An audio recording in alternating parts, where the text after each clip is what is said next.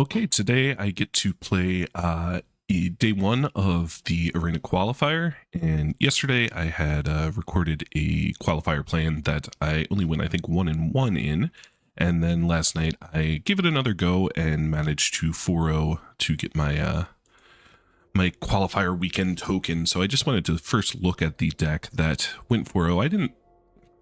I wasn't like super excited about this deck, but it was, Boros had a nice curve to it. I mean, only the couple one drops, but 3 Mothwing Shrouds, which I didn't actually draw all that much. But the Great Armor, this dude was, or dudette, I suppose, Gloria, was an all-star. Very little in the way of more expensive creatures and some awkward things like 2 workforces with only 2 4+ mana plays. But the deck got it done. So as a matter of fact, round 4 I made some pretty egregious errors, one of which I was clicking the wrong mode on a demi here. I meant to jump it in game 1 and I accidentally clicked the sacrifice and ended up losing game 1, but fortunately won games 2 and 3. And in all the rounds it seemed like my opponent's decks either weren't that great or they sort of maybe didn't draw the best part of their decks, and I just sort of curved out.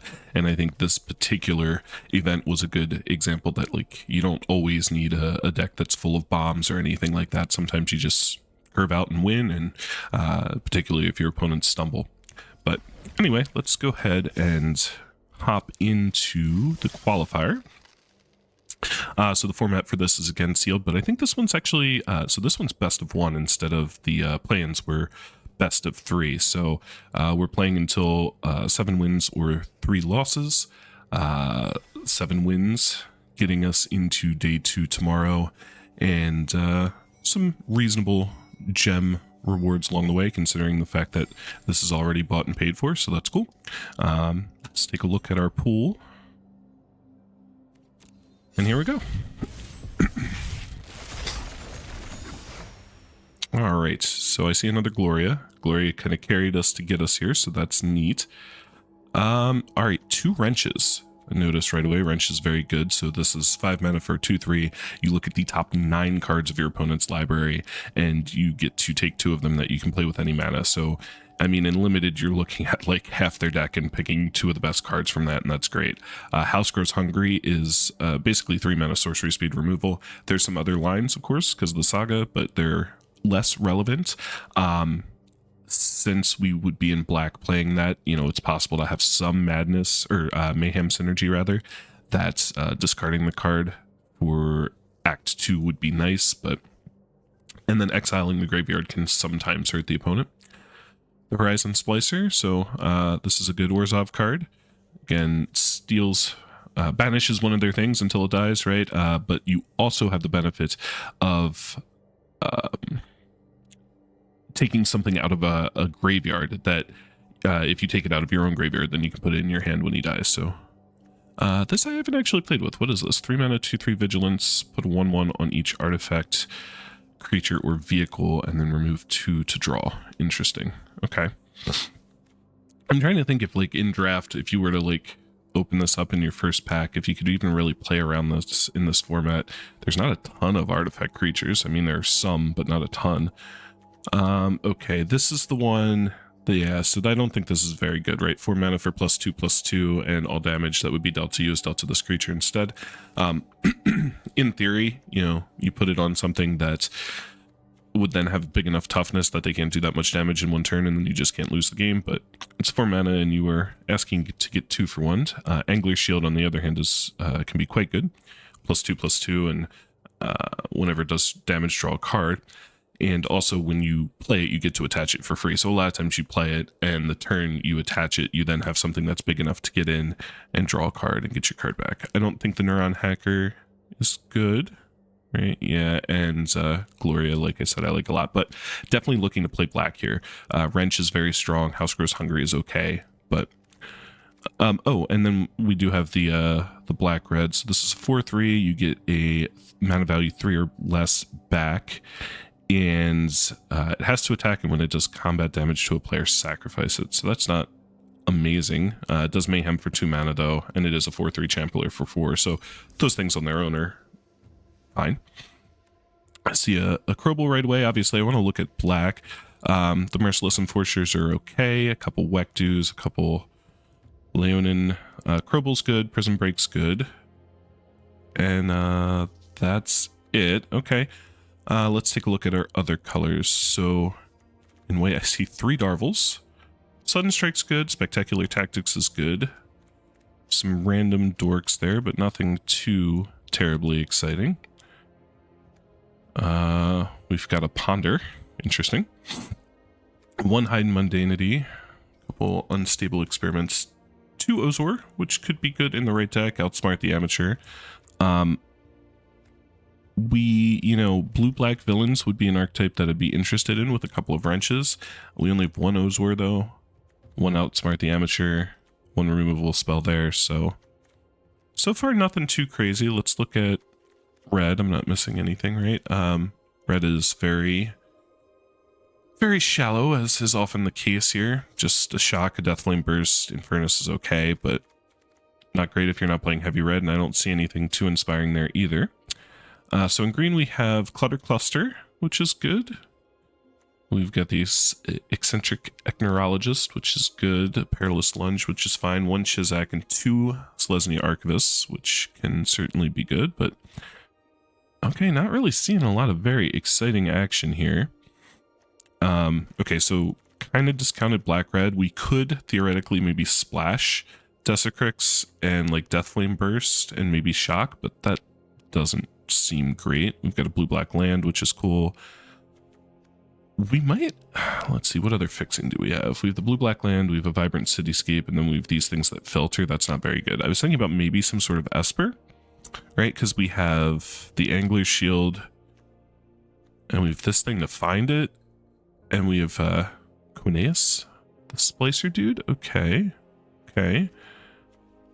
Esper may be possible, right? Because then that gives us access to Hidden Mundanity. Smart the Amateur's double blue, which is rough. But then from white, what are we actually playing? So maybe it's just splashing white. Blue-black splash white for the Horizon Splicer.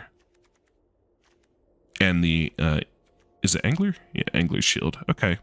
And then we do actually have like a decent amount of artifacts. So we have Gororel, 2 of the Surveyors, which are fixing, clunky fixing, but fixing the Opulent Valet in this thing. So is this, so 2/3, it pumps itself, right? So a 2/3 Vigilance. Okay, and you can do this at instant speed. So if nothing else, it's a 3 mana 2/3 Vigilance that gets bigger every turn. So that's probably fine on its own. And then if we play like Opulent Valet. All right, let's click these in. Probably not playing 2 Surveyors or the Spider Coach. Definitely not, because we're playing blue-black base, so we're not going to have a ton of spiders. We do actually have 2 of the Dimir lands, which is cool. The Cityscape. I don't know if we need the filter lands, but let's go ahead and click these in as well. Oh, we have 2 aerialists, not just 1. Oh, I didn't even see a university campus. So, okay, so our fixing's actually looking okay for this Esper plan. We'll keep clicking this stuff in here. Prison Break's good. Probably cutting the Crime Lord, but we'll stick him in there for now. And Mundanity. Secret Identity I got blown out by yesterday. Ponder. I don't know if we'd really have a compelling reason to play Ponder, but we'll think about it. Just kind of anything that I might consider here. So Serena finding an aura or an equipment. So right now we just have the shield, right? We don't have any other equipment auras. So that's like, is that enough to play Chosen by Yalgavath? Probably not, right? And then the question is, if this is our only equipment, or wait, we have Hidden Mundanity too, which is also a good aura to find. Okay, never mind. That's probably enough to play Serena. And then these are reasonable white cards, but we have 4 Darvels. Wow. Okay, white is definitely the splash, so I think If Conius is the only white card that we actually need white mana for, we're in pretty good shape with... We could probably get away with the University Campus, the Plains, and then just one Plains in the Vibrant Cityscape. Oh wait, we need it for the shield as well. Okay, so 2 Plains is probably better. Alright, let's see what else. Okay, so things we're looking to cut. We actually have a few more spiders than I'd planned. Yeah, we have 7 spiders, 12 villains, plenty of villains. Okay, so Ozor is good. Do we want to cut a 5? So this is 5 5-drop creatures and 2 5-mana spells, which is quite a bit. We do have the 1 Mayhem for House Grows Hungry now, which is something.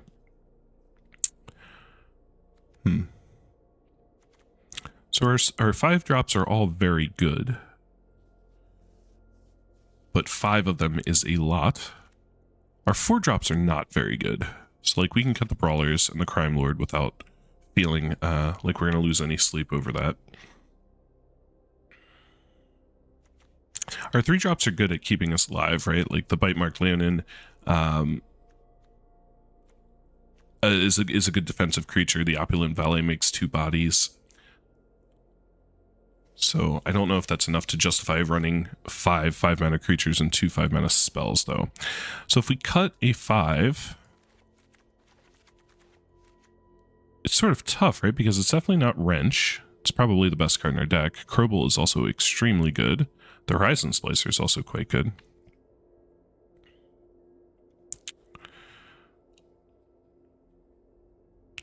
But the Horizon Splicer takes some mana difficulties off. Excuse me.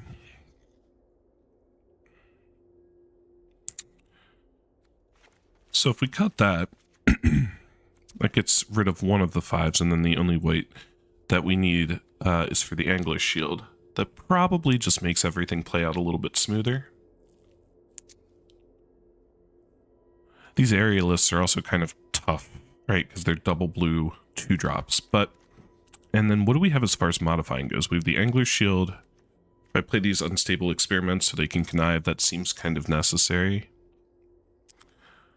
Alright.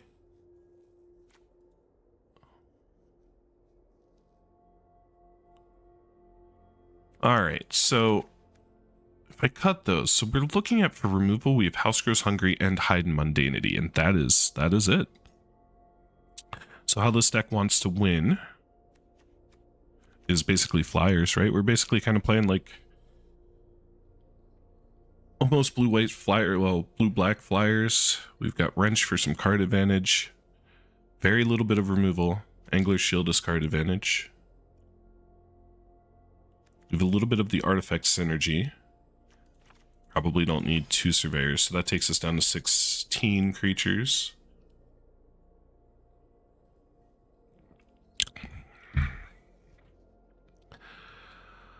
Alright, so we'll keep 1 surveyor in there. It's got the synergy with Physic.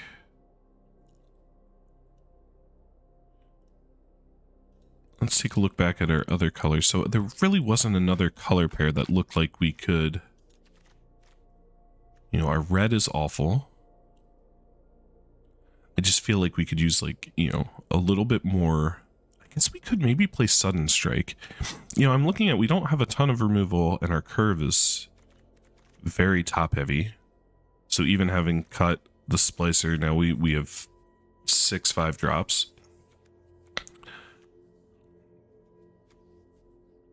We could cut Prison Break as well. For something cheaper. We don't have any... Well, we do have some self-mill with the Leonin. And House Grows Hungry already has Black 2 as Mayhem targets.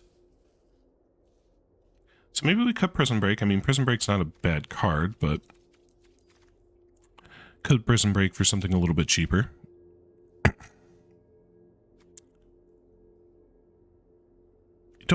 So I turned down playing the Spider Coach. We have 6 spiders. seems like not enough to want to play the spelling coach, or the the spider coach, not the spelling coach. I didn't see the common crook when I was clicking things in initially. We also have a gravestone. But maybe we take the crook. That gives us another 2-drop, and it's also a little bit of fixing / ramp when it dies. I think that's a little bit better. Now, do we need... So this is effectively 4 white sources. When Angler's Shield is the only thing we need white for. I think I cut that, go a little bit heavier on... Well, I was thinking a little bit heavier on the blue for the aerialist, but the white sources work for the aerialist as well.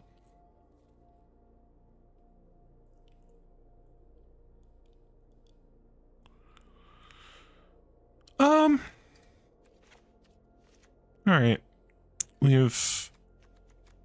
So that's 8 blue sources, plus the cityscape. Alright. I guess that's fine. Okay, so our game plan is to hopefully draw Angler's Shield a lot, or the bargain spinner, and just sort of win with flyers. Aerialists are probably...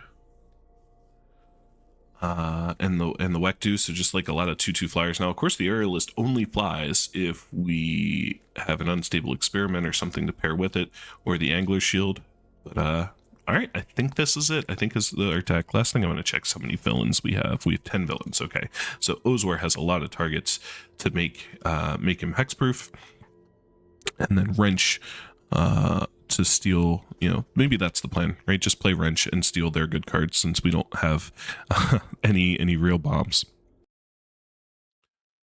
All right, so I have jumped forward in time. One weird thing about the format for this is you have to register between, I think it's 6 and 8 a.m. Pacific time, but then you have until, I think, 4 p.m. Pacific to play your matches. So this morning I got up, registered, built my deck, and then went and did some other stuff, and now I'm back to actually play the matches. So I have made one adjustment. I took out the Outsmart the Amateur and replaced it with the Spectacular Tactics. I was thinking about how light on removal this deck was. We just have House Grows Hungry and Hide and Mundanity.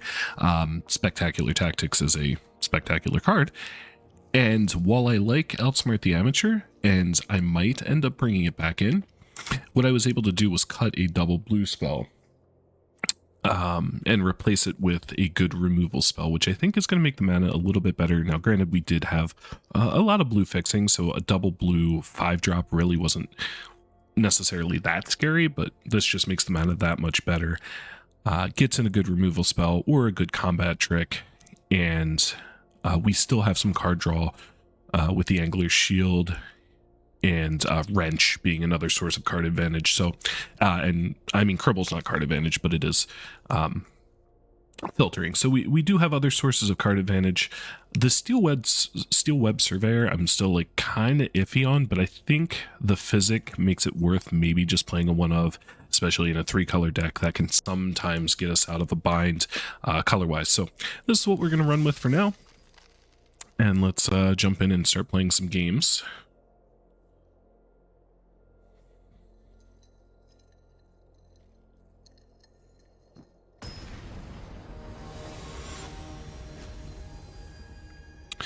All right, here's our first match against a screenwriter of some sort holding a bubble.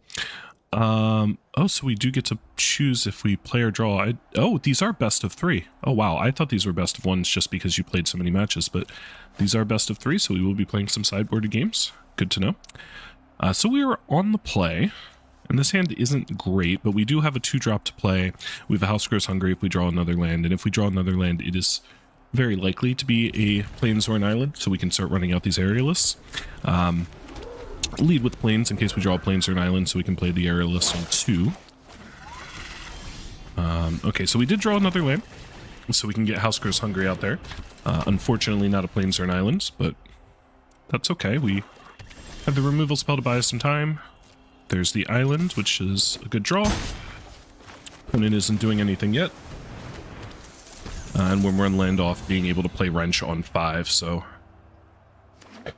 Excuse me, now we don't have any way to modify the aerialist yet. So I wonder if, so they are every color. So some kind of soup deck, presumably with access to some amount of spiders, because it seems a little weird to kill the Gororel. Okay, I guess they couldn't play the ward on the aerialist, so never mind.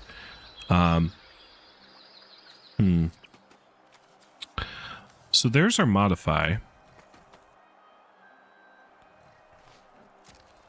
Let's see. Okay, so they're not doing anything. I'm going to go ahead and do this. Oh, right. I would like to draw the card. I'd like to target that creature. Let's see. What are we going to get rid of? I wanted to draw land there. I think we get rid of Opulent Ballet, though.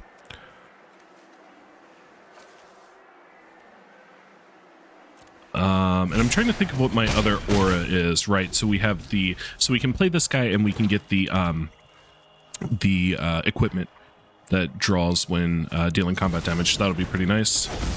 The house is going to grow hungry for this guy, I would say. So good to know. They have Egrix. So let's go ahead and kill that. So we still have Hide and Mundanity for more removal if needed. They're probably going to have to discard when the Saga gets to step 2. Because I doubt they're going to want to take 3 damage. Okay.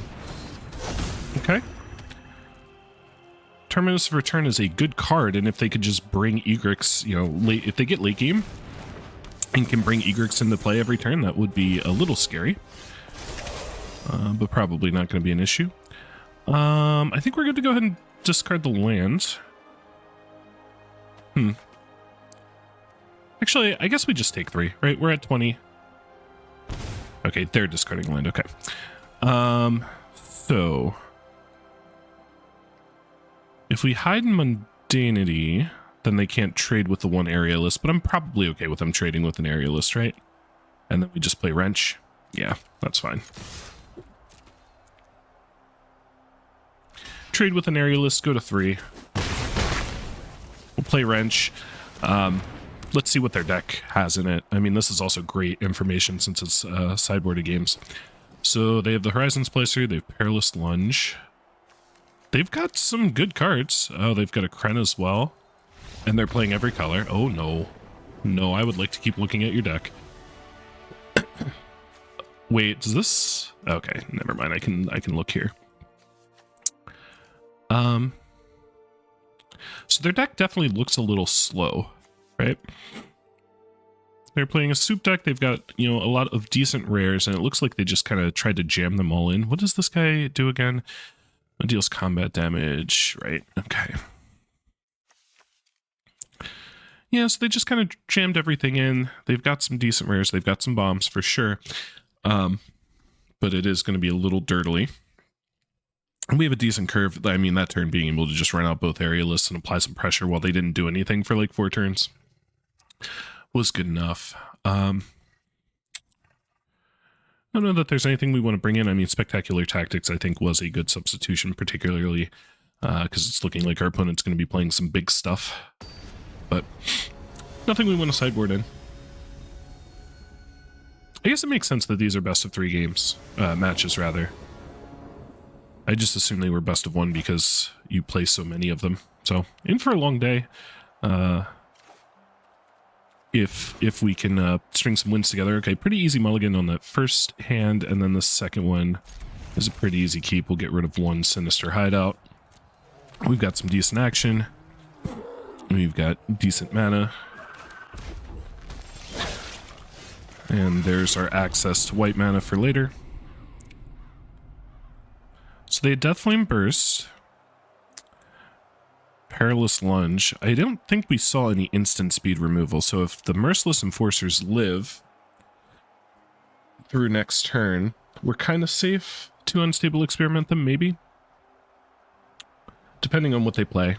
That might make sense, or it might make sense to just flash in the Wektu. They're giving a lot of thought to their second land play, which is interesting. I'm not sure what that tells us. Oh. Makdi, huh? That's a little annoying, considering we were thinking about flashing in Wektu. That loses some value when it enters tapped. Cheering Crowd. Huh.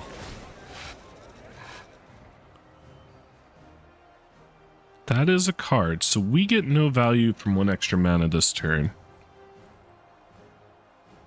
With the exception of maybe being able to play Cityscape instead. But we don't have any removal for this, so we're not going to assist in the task of growing it. So I'm going to go ahead and run out Island. Attack with the Enforcers. I'm sure they're not trading. I saw the mouse over there cheering crowd. I would love for them to trade there, but I think that's very unlikely. So we're going to be playing Wektu. And of course, that comes in tapped. And then next turn, if we have to put another counter on it, we can to play Wrench. Take their cheering crowd up to it would be a 5/5 on their next turn. All right, this might be a problem. Let's see what they grab.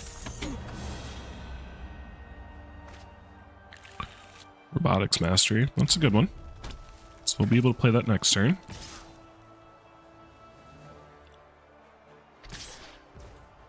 Yeah, they're pretty safe in being in attacking there, since my creatures come in tapped. Okay, so we did not draw land. So I think we go ahead and pump it so we can play Wrench. And let's see what we get from their deck. We kind of need to get a removal spell for the crowd. Scorpion Sting doesn't get it done, and neither does Deathflame Burst. Oh, that's unfortunate. So Scorpion Sting to take care of one of their other creatures is probably good. And this dude? So if we take Egrix... So they're going to go up to 3 counters, 4 counters. So we could theoretically have access to 8, 9 mana if we draw a land. I'm trying to figure out if we just take the 2 removal spells or if we take Egrix as well.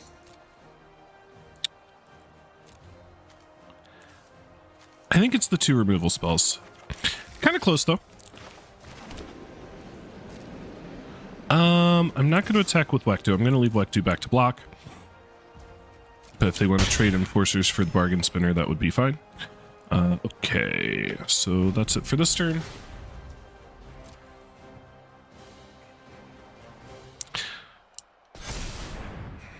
I mean, we could use both of their removal spells to kill the cheering crowd. That is an option.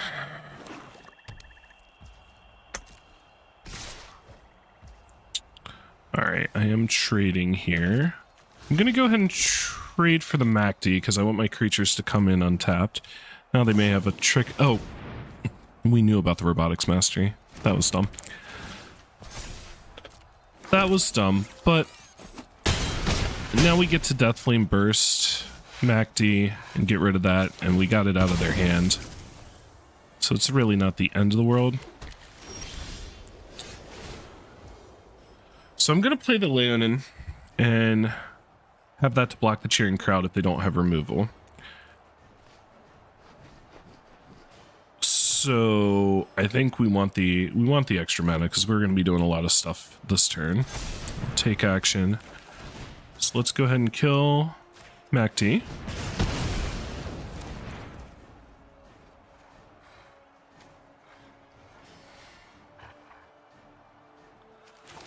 Play the Leonin.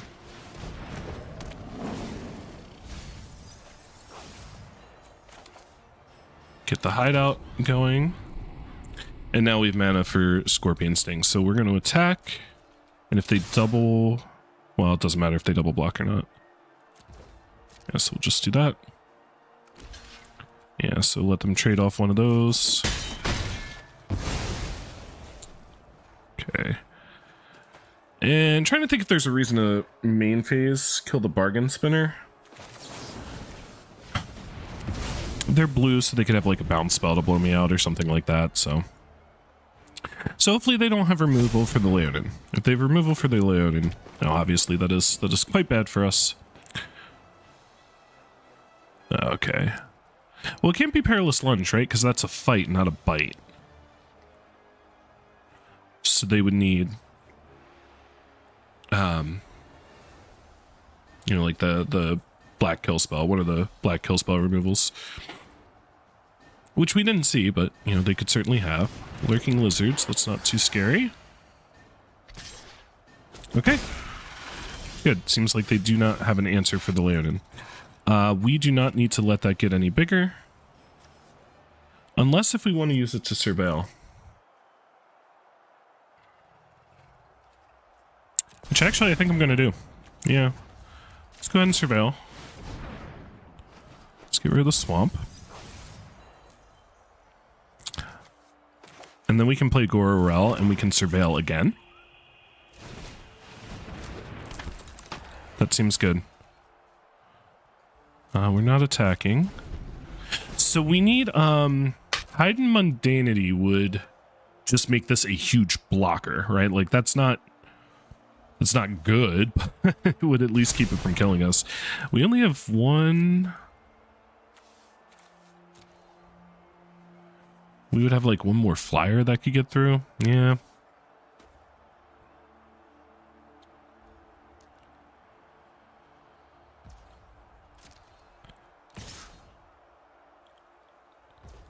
Okay.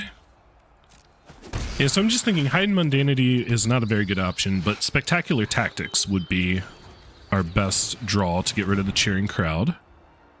Aerialist, huh? So I'm going to take the Aerialist, and then we can Unstable Experiment it. We'll go ahead and... Same plan. Use this mana to surveil. We're really just digging for...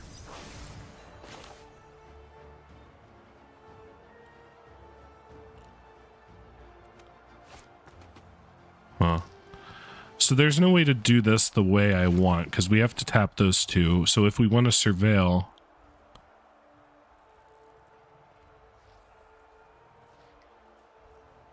we can't play the Unstable Experiment. Which I think we want to play Unstable Experiment on their turn, and then block their 1/1. So we're just going to run that out. We won't get a second surveil.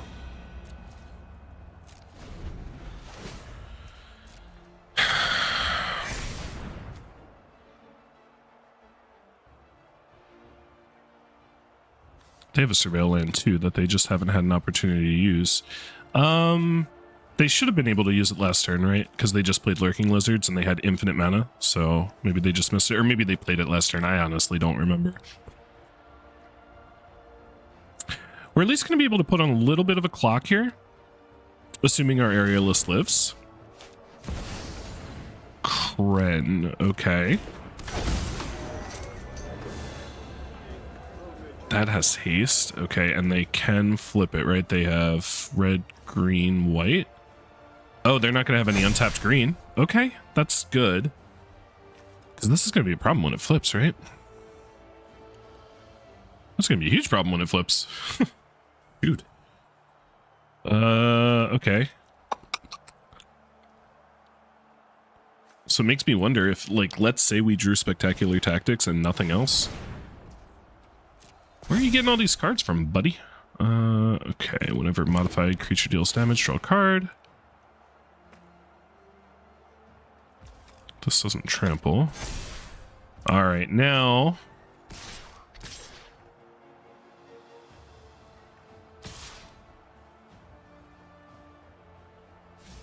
Yeah, I don't think you do that.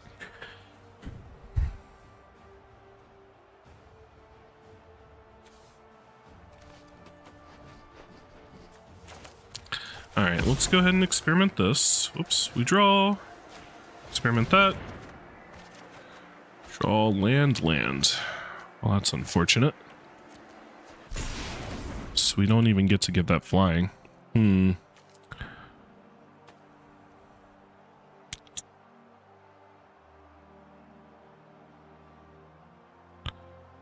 Well... we can 2-for-1 ourselves and kill the lizards and keep them from drawing a card, and that's assuming they don't have a trick. But I think we have to hope they don't have a trick. Drawing a land there was very unfortunate after surveilling a land away as well. Yeah, we are leaving ourselves open to getting blown out there, but... okay. Also getting an opportunity to put Gororel. Yep, the hits keep coming. Okay, there's the Spectacular Tactics. Just wonder if it might be a little too late. Okay, so the flip side of this. 4/3 first strike haste. You can put a counter on it. Yeah, so I can't even... So if they flip it next turn, we are in big trouble.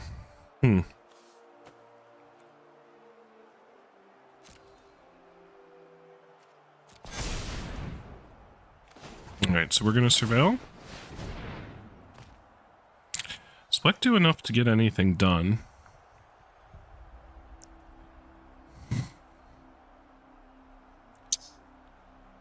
Not really.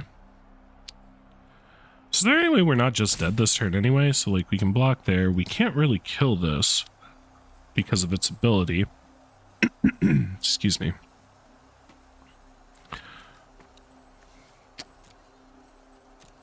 I'm trying to think. I guess Hide in Mundanity is a better card than Wektu. Alright, so we're going to do that. And then we're going to pass and see what they do. But I don't think we have a way to win this game. We were just kind of like frozen behind this cheering crowd the whole game. And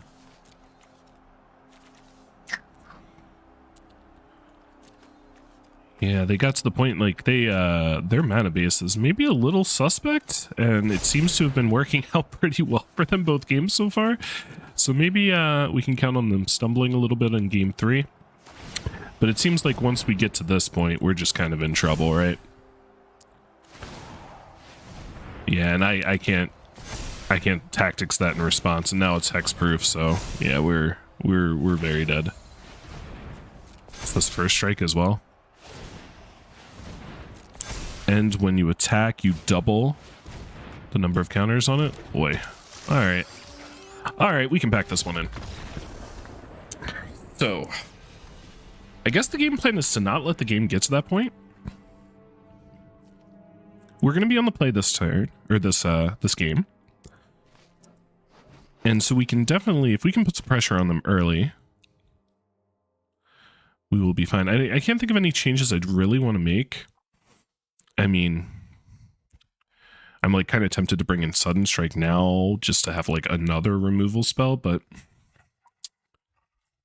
it's not the most amazing removal spell, and I think we're just on the game plan of you know, hoping to curve out, put some early pressure on them, and then we can definitely outrace them.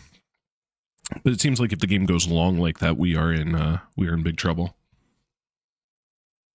It's kind of like every card they draw at that point is a bomb. All right, here's hoping we draw well here. We would like to play first. Oh boy. 5 lands and 2 spells that don't do anything. I don't think that's going to get it done. I mean, we kind of, you know, we have all our mana, obviously, but here we'd be hoping to just draw nothing but gas. Okay, this looks better already. We'll probably get rid of the shield. We have no mana, white mana anyway. So we'll get rid of the shield. So we play Enforcers on 2 into the Leonin.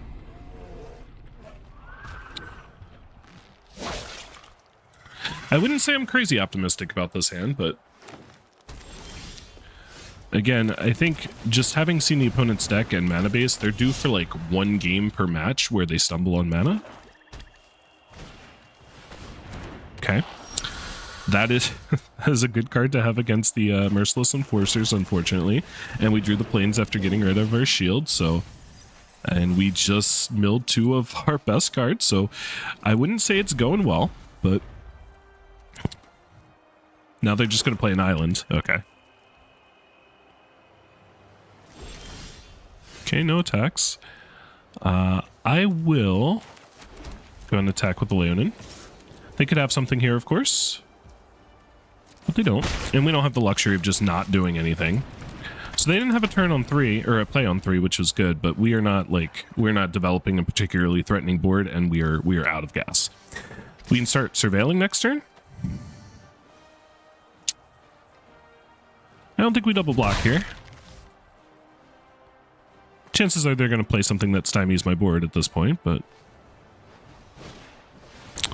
Oh, well, had I known that, I would have double blocked. Huh. That's unfortunate.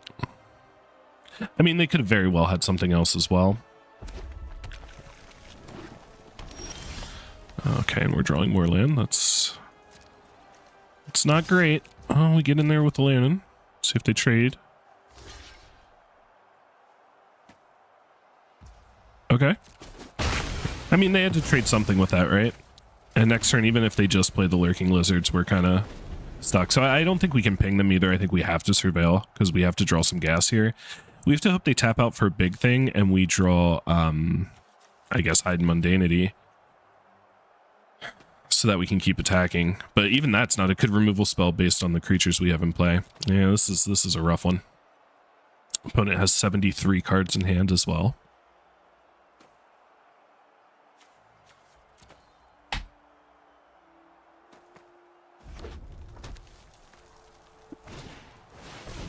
Tathix, okay. That is a good one.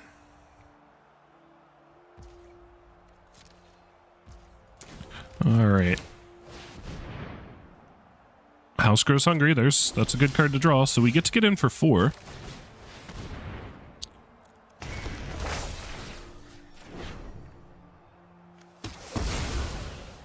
I don't even feel great about using a removal spell on that because I just know, like, you know, pretty much every turn for the rest of the game they're going to be doing stuff. So they've shock. Oh my lord.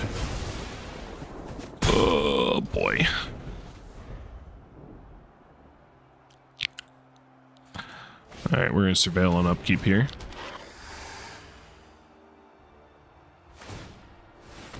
Yep.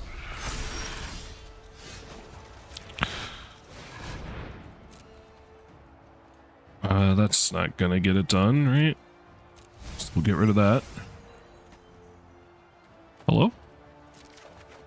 Still getting used to the icons there. Okay, so we can discard those planes. They're safely taking 3. Okay, we say go. So Wrench is a good draw, obviously. We know their deck is full of good things. So Wrench and getting to take their good things would be great. Is there any value in exiling their graveyard? I mean, they're playing black, so they could have some recursion. We have time. It's just the fact that they have 5 cards in hand, and overall it seems like the power level of their cards is better than our cards. Them passing with 6 mana up seems weird. Okay. Wektu, huh? Alright, go ahead, get rid of their graveyard. I think we attack. I mean, I don't know what their... The passing with 6 mana is a little weird, but... What was their other color? It's white or blue? I don't... Or they were playing a little bit of everything? Maybe this is them stumbling on mana?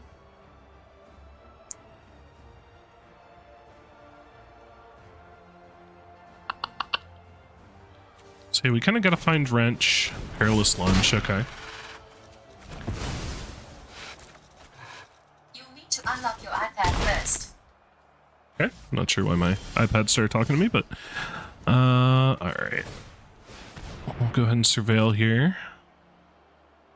Ozor. Okay, we'll take an 8/8. Sure. And we just say go.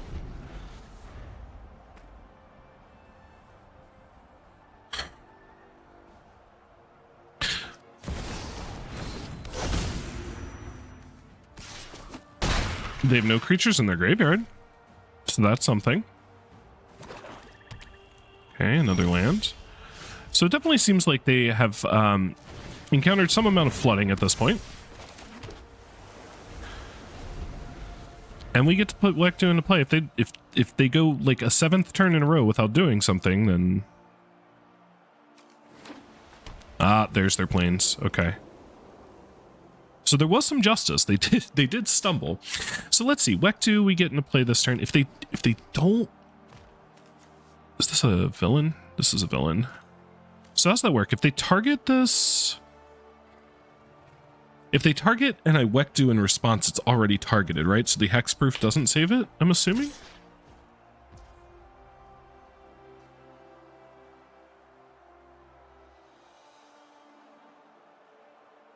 do they just...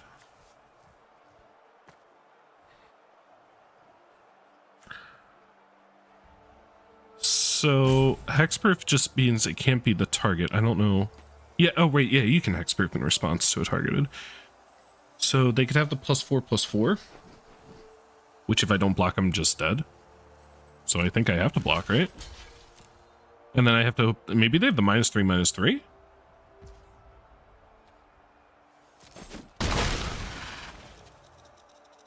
I'm confused.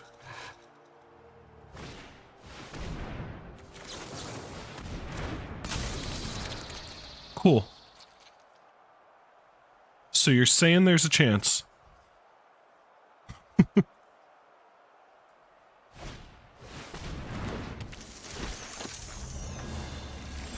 And they... Wait, so what did they get from that last time?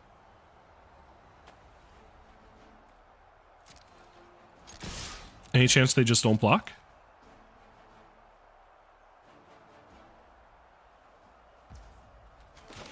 Any chance we draw a land? Or not draw land, I mean? Haha, spell!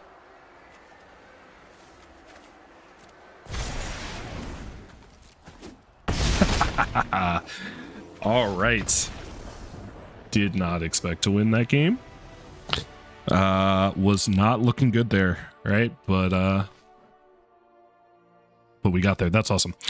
So yeah, opponent definitely stumbled a little bit. Like I said, their mana base was a little greedy, and instead of drawing their bombs, even once they drew the planes, though, it's like they had a handful of removal, and I just hadn't played any creatures, and then kind of the blowout when they went to Deathflame Burst my Urzo and getting Wektu in there. It was a good sequence. All right, 1-0. So let's see, that guarantees 1,000 gems, which is pretty sick. So 1,000, 2,000.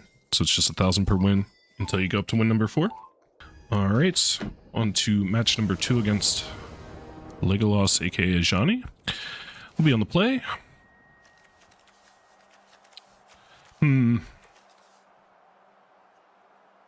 As 2-landers go, it's not terrible.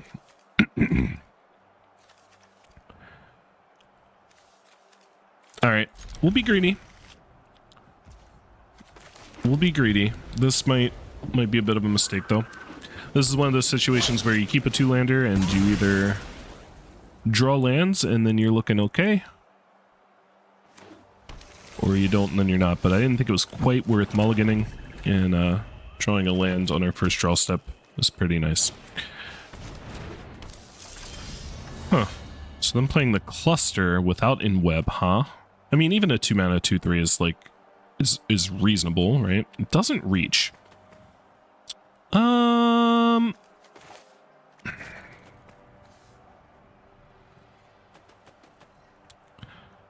So I'm between. I'm hesitating because like we could play campus and do nothing, and then we can play bargain spinner and get the shield. I guess that's the play. Versus playing opulent ballet and risk not being able to play the bargain spinner on 4 if we didn't draw a land. And then this also opens us up to go bargain spinner and then wrench next turn if we draw another land. So I think we get bargain spinner online. We grab the shield. Yeah, we can afford to take 5. So we're not going to take hide mundanity yet.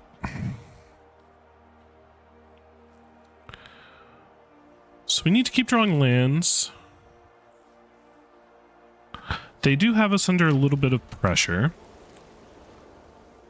Because, like, just playing the shield and then attacking, like, next turn and taking 5 twice is probably not reasonable. 5 plus whatever they do this turn.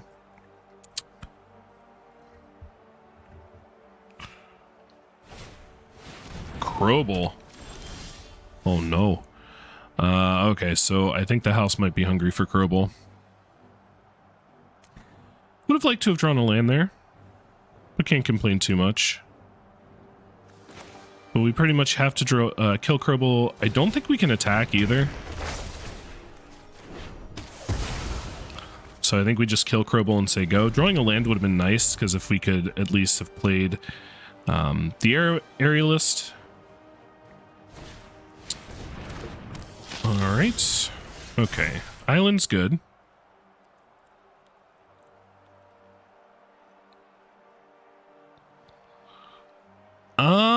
We can afford to take 3.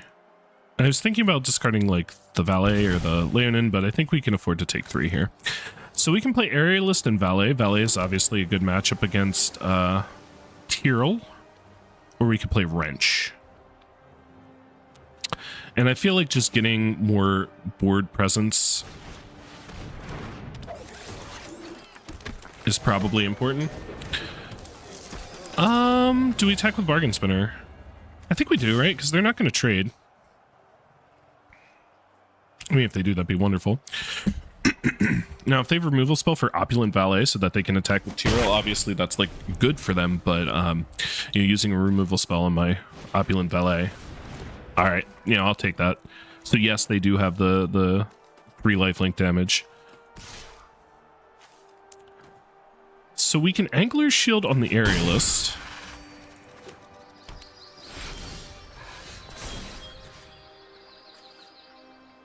Yeah, let's get rid of their graveyard. So we can Angler's Shield the Aerialist.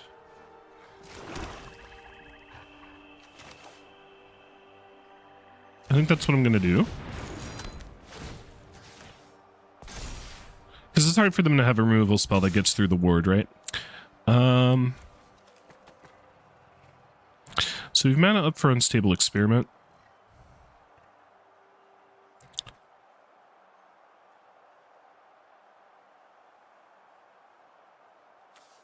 So I'm going back and forth on attacking with the Bargain Spinner versus leaving it back to block. And I think we leave it back to block.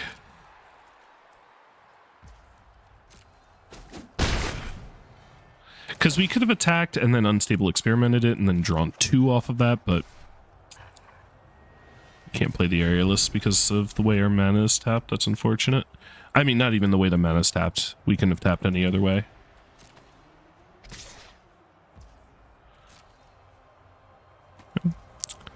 So we do have to find an answer for Tyrell.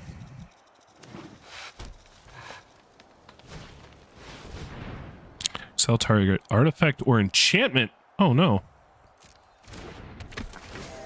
Well, there goes our Angler's Shield.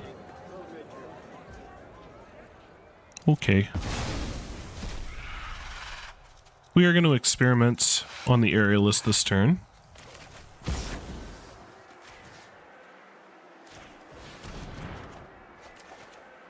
Krovix, huh? Ooh, those are a couple of good ones. Or not Krovix, Crowbull. So, okay, so we're going to bin the other Aerialist. We're going to play out Crowbull and attack with our Aerialist. We need to wrench at some point here, though, because we also need to find a removal spell for their Tyrell, or else we're never going to get anywhere. But Crowbull will be enough that our Aerialist can attack into Tyrell, and I think that's what we have to do this turn. Plus getting to Surveil is good. We don't need this. The Enforcers actually might be relevant. The lifelink. So I think I'm going to keep them.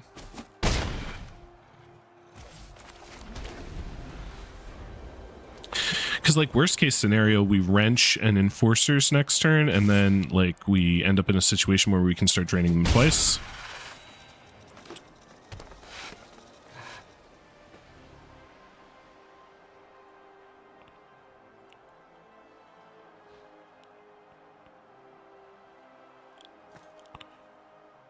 But yeah, I think it's wrench and try to hit a removal spell.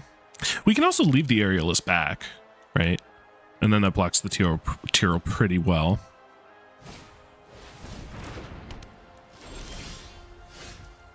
Interesting.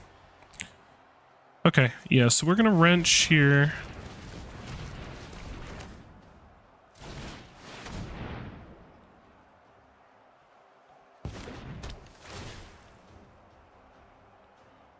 All right, Damning Caress is a good one. Do we have a villain? We do have a villain. We wouldn't have another land to play it though, unless we take one of their lands. They've got a ton of action here. But we also have plenty of action. So it's tempting to take the Damning Caress and a land.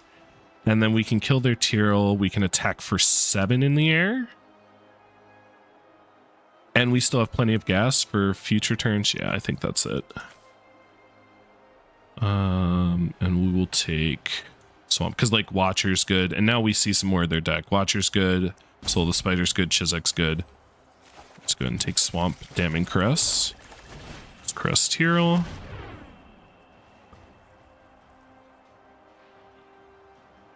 I feel a little bit safer just gaining the 2 life there too. So what do they possibly have that they're thinking about?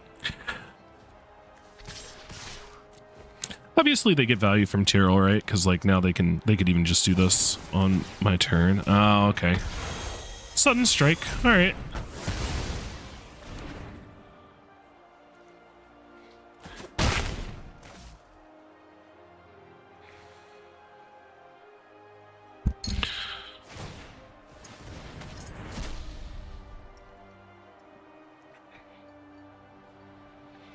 So you get to take one of their top 3 cards, and we know it's not any of the things that we just saw, so it's like, because the rest gets put on the bottom, right? So there's 13 more cards on top of the Chizak and the Watcher on the Road that we just saw, so that's good. So next turn, we're going to have 8 mana, so we can play Ozor and the Leonin, and we still are looking at being able to get in for 3 in the air. So we now know that they have 2 Hide Mundanities, they have Sudden Strike, they have Damning Caress. They've got Watcher on the Road, they've got Chizak, so they've got some cards. They've got some cards. Interesting. Okay, so I'm kind of glad that they're attacking, because I'm happy to get some of our cards in our graveyard for Ozor. I'm also kind of scared that they're attacking. The Wrath is black, so they don't have that. If they have the +4/+4, that kind of makes sense. So I think I block like this, and if they have +4/+4, they could just kill these 3, keep everything alive, and I go to 5, or they can take me down to 1. Or they could have the attacking or blocking, so the Sudden Strike that they already played one of. Or they could have even the +2/+2 jump thing. I mean, no matter what, they're not in a ton of danger, right? Like, my Crackback does not look very scary. But it's pretty obvious, when they just snap attack with everything, it's pretty obvious they have something. And so, no matter what, it's not a ton of a blowout. We got our value off Wrench. We have a bunch of dorky 1/1 defenders that they put removal spells on. Extra arms, okay. So, they didn't save their supportive parents. Interesting. Okay, so we get to play this. Oh, we get to play out our whole hand, right? No. So we get to play out an 8/8, which seems pretty good. And I think I play out the Leonin, and I think we attack for 3.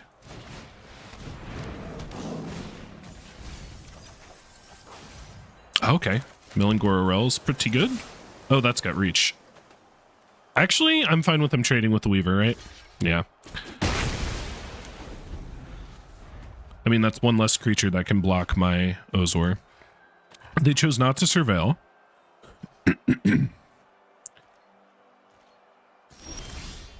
Okay. So we have 5, 6, 7, 8, 9, 10 mana. So we can drain them twice with the Merciless Enforcers. Seems good.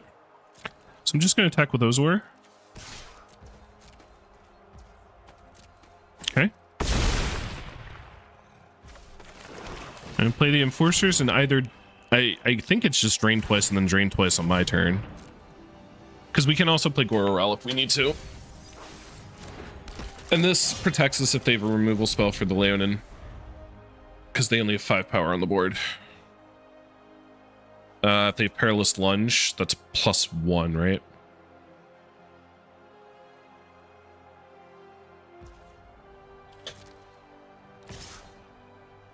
Okay. Never had a faster block in my life, I don't think.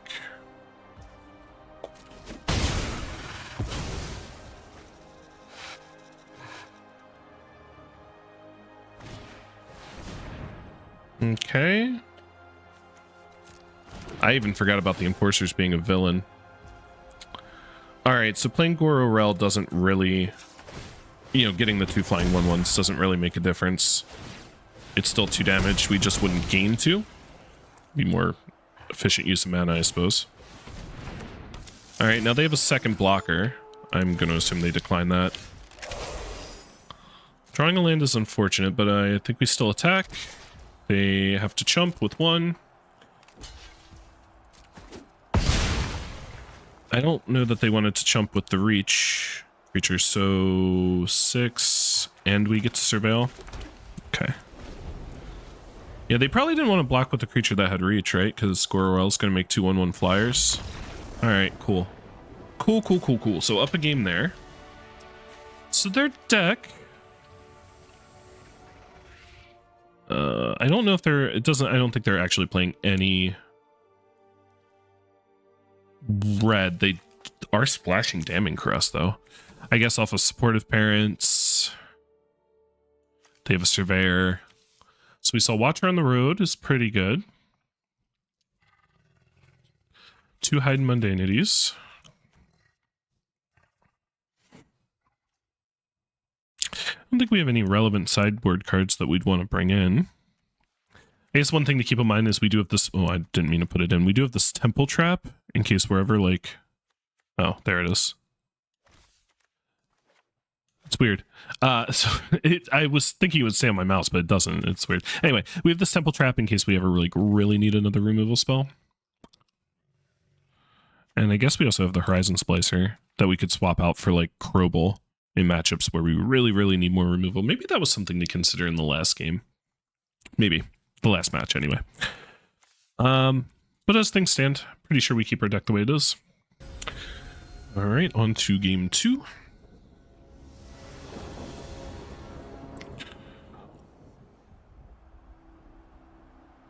That was the game with the greedy keep, right? Where we kind of just needed to rattle off lands, and we did so. This is a pretty decent start. We have Common Crook, a couple removal spells, Goro-Rel.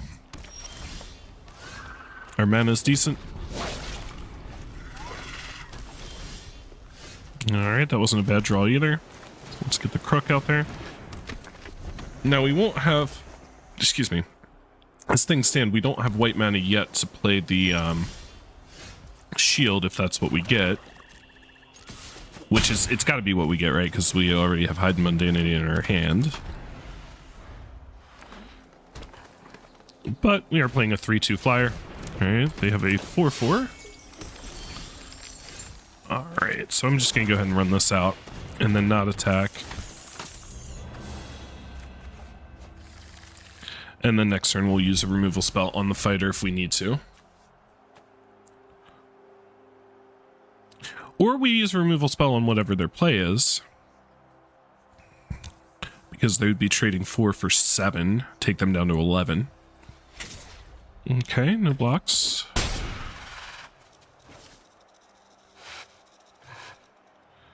Now, what would be cool is if they leave up mana for a removal spell thinking I'm going to play the Angler's Shield. Which probably isn't it, because we don't have white mana, so unless we draw planes. Zan, huh? Okay. Okay. That gives them access to a swamp. So we did draw planes. Okay. Interesting.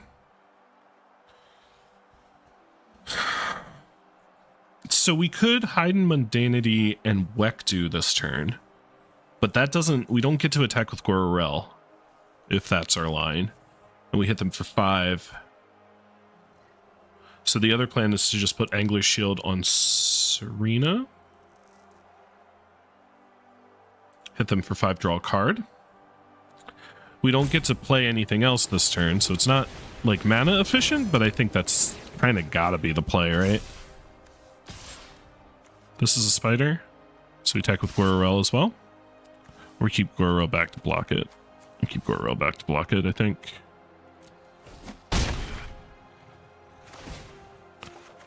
Alright, so we have to hope they don't do anything too scary this turn, and then on our next turn we definitely can House Grows Hungry something, we can House End Hide Mundanity, go with a double removal line, or House, and Weck do. What does this cost to equip? It's 4, right? No, 2. That's not bad at all. All right, well.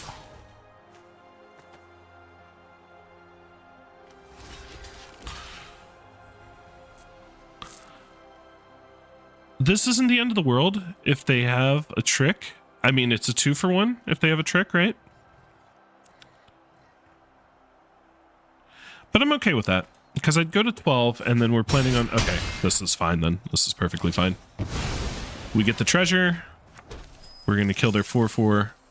Oh, they have another play? Oh, Archivist.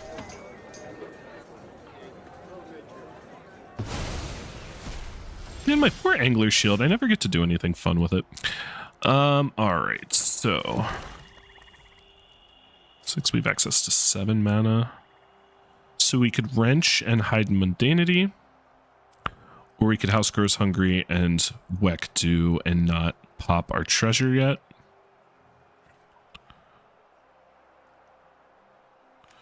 We're not concerned about taking 3 damage. So...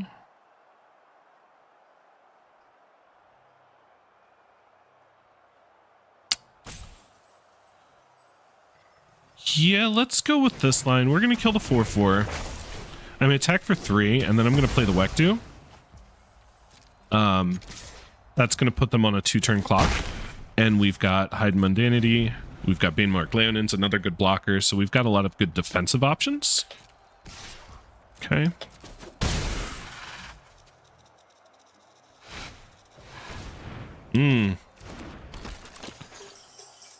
That is a good card. They have another Zan, and they get to draw a card. Okay, that's scary. Those resolve.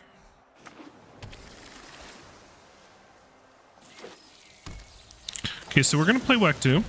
Neither of these have reach, right? I definitely don't want to play the Hide in Mundanity. Do we want to just discard a card?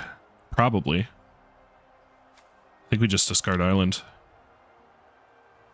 We have access to 2 mana after we play. Well,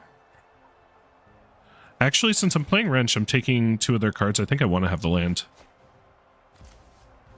Oh, cool. Okay, so I want to keep... we're going to play Wrench here. I want to keep Hide in Mundanity in my hand in case they play a Flyer or a Reach. And then I can...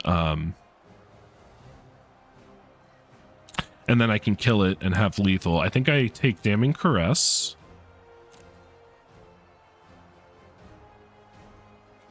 And the other Hide.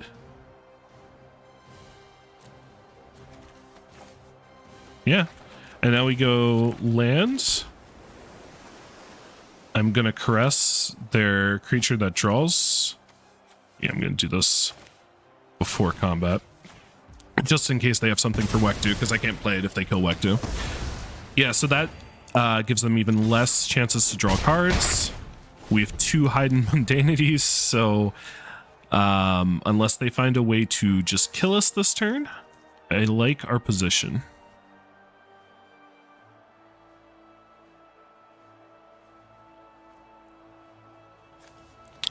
Be exiling their graveyard for whatever that's worth. So yeah, this deck really is just wins on the back of Flyers. Orzo's also a win con.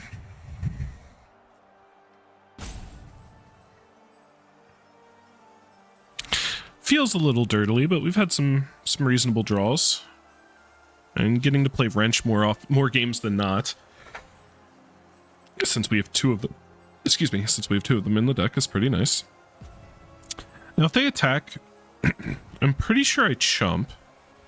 It's hard to think of a sequence of 2 cards that would kill us, but you know, I think they're considering exiling Skivix and attacking. And then hoping they hit something, right? Because they kind of need to hit. Like, the scariest thing they could have is Perilous Lunge. Okay. So. Oh, they get to get Damning Caress back with the Archivist. Ooh, okay. But they didn't play it. They couldn't play it because they don't have a villain. Gotcha. Oh, I was scared for a second there because that would have done it. All right, let's exile the graveyard. Let's take away their reach. And let's attack for 5 in the air. All right, 2-0.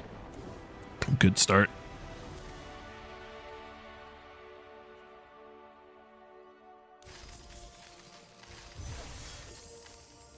Getting a lot of quests done. Okay, so that guarantees another 2,000 gems.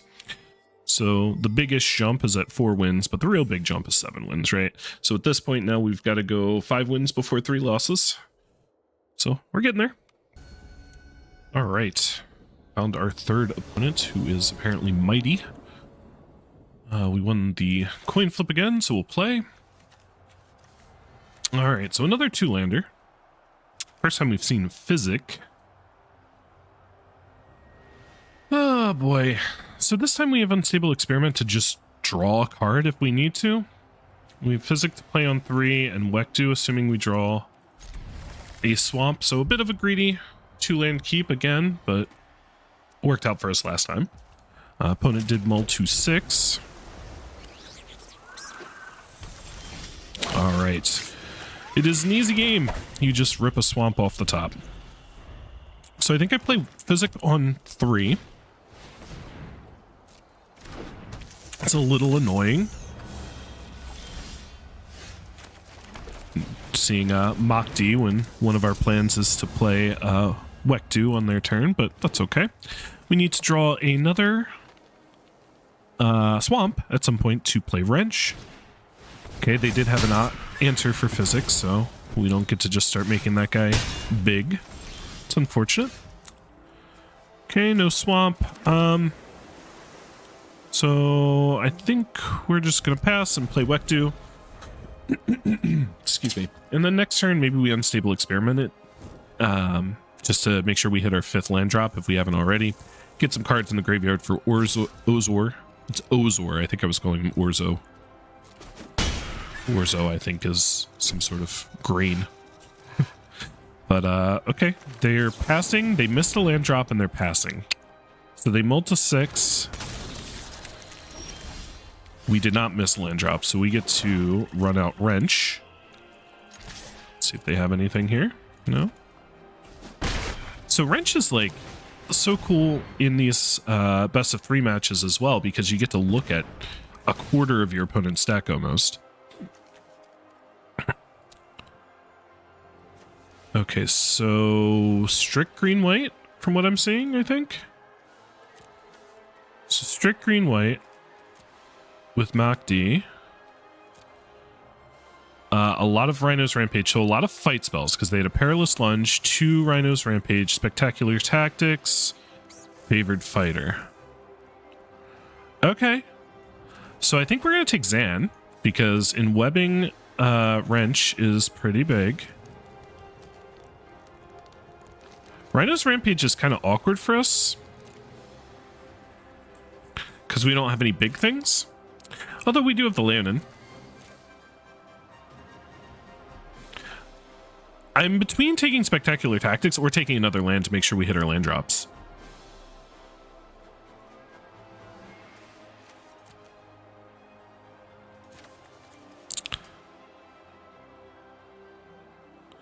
We have Zan to make sure we hit our land drops, though, so we'll take Spectacular Tactics. Okay.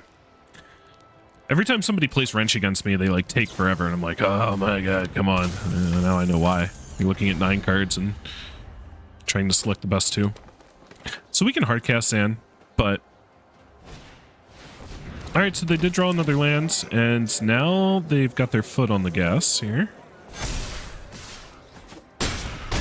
Okay. So... we've got...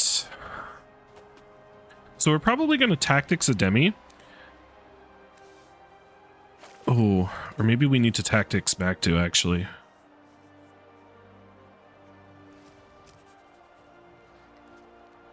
Tactics a Demi, attack with Wrench and Zan to get Wrench back.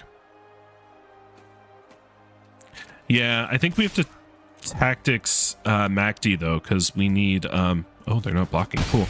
Because we need Zan to come in untapped. Wait, can we can still move it, right? Yeah.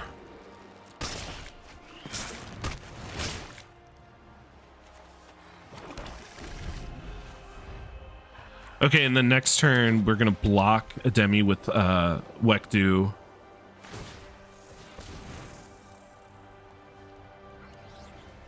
And Unstable Experiment to trade. Oh boy, okay.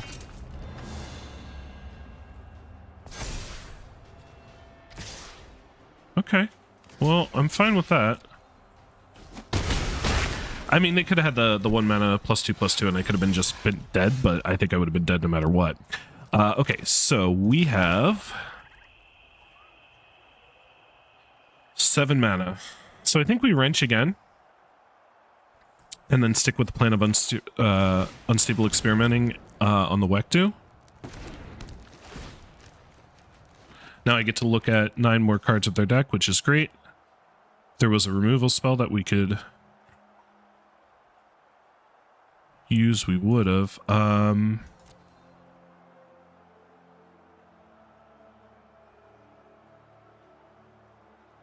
I forget if I played a land. I think I drew the Enforcers this turn. It's not very good though. So I'm considering taking a Demi land. So like Chisix is obviously a huge card, and Referee is obviously good. Like there's a lot of good stuff here. Do we have any recursion with Referee? No. But we have more gas, and I think we are in the market of just not dying. Okay, I did play a land. So it's very not good of me to not remember that, but that's okay.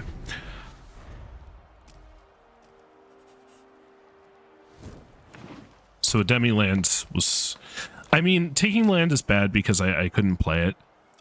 But we have so much action that like we were kind of in trouble.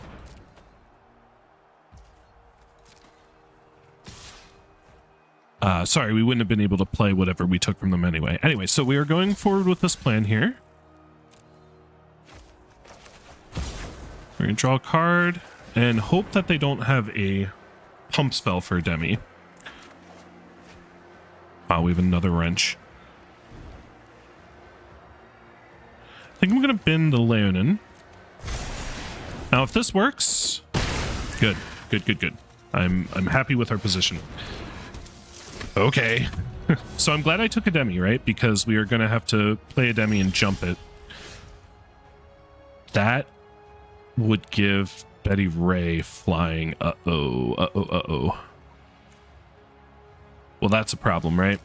So is there any way we don't die?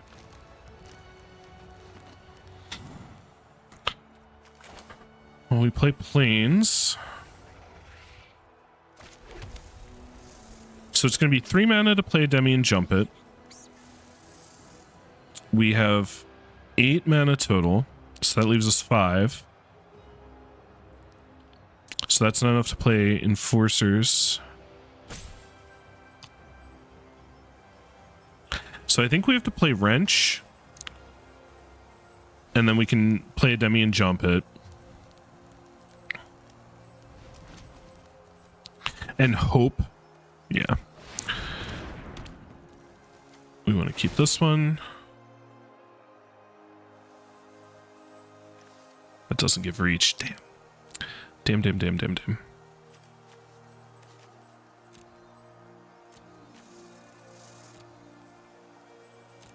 So, like, I can take the Rampage.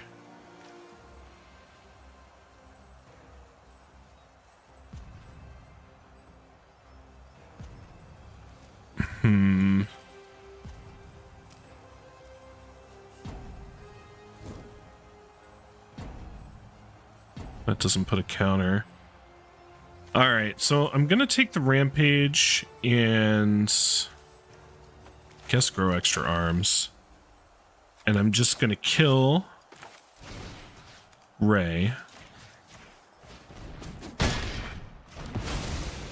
And I'm gonna say go and just hope they don't attack somehow. You know, hope they stay back. So, like, I could have... The other line was Demi and jumping it, but if they, like, played this and equipped and attacked with both, I was dead that way too. I don't think this is any better, to be fair, but yeah. Unfortunate. I mean, we had sort of a... We had an opportunity there. We were not too far behind, but we were just like just one turn behind, unfortunately, which we were on the play too. The opponent's deck doesn't seem insane.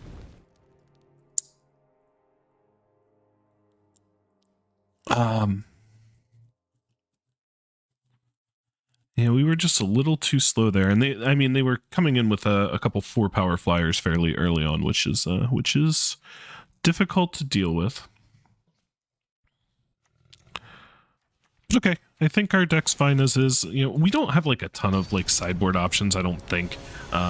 You know, based on our pool, I can't think of any like cards that necessarily stand out as things that we want to swap in on the play versus the draw, or excuse me, even against certain things. This hand is awkward. Obviously, if we draw swamp, we're fine, but I don't like that pretty much every game we're starting off with the, well, as long as we draw swamp, we're fine, because eventually we won't draw swamp. It won't be this game, though. This game, we will draw swamp. So going Wektu into Angler's Shield is pretty good. If we draw another swamp and we get to Wrench, that's cool. I'm fine with trading while they don't have anything to put the counter on. Okay, they disagree, which is fine. I don't think I would trade Wektu for the Crime Scene Instructor, though, especially considering I'm planning on shielding up the Wektu.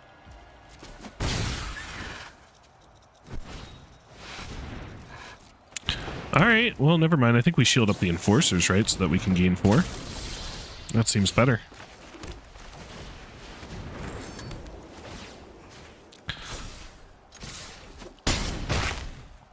Thanks. And now we have 2 wrenches, and we drew the swamp as well. Okay. Okay.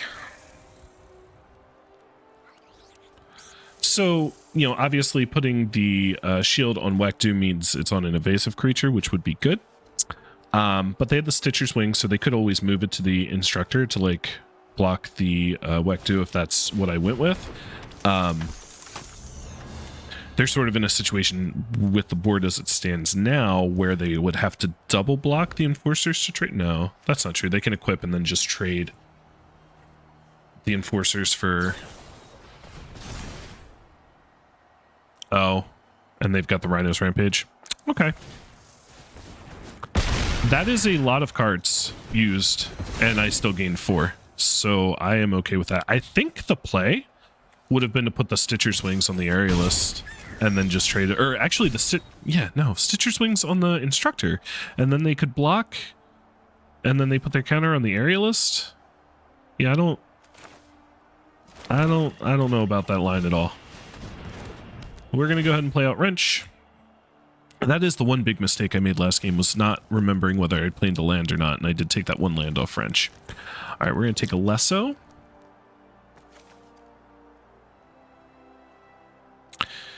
And we are going to take... So we could take Referee, or we could take Mokdi. Mokdi just to have like a flyer to help deal with their flyers, but I think we take Referee. I could also take a land. I mean, we do want to make sure we hit our land drops. We're getting all these cards, and we've got the Angler Shield as well, so we want to be able to actually cast them. We're on 26, the opponent's on 10. Yeah, the more I think about it, the more taking a land actually seems like maybe not a bad idea.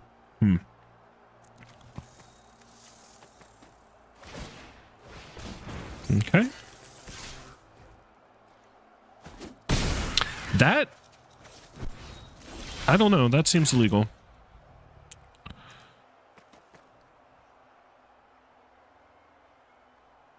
Alright, they could have a removal spell for Wektu here, which would be unfortunate. but I think this is still the plan.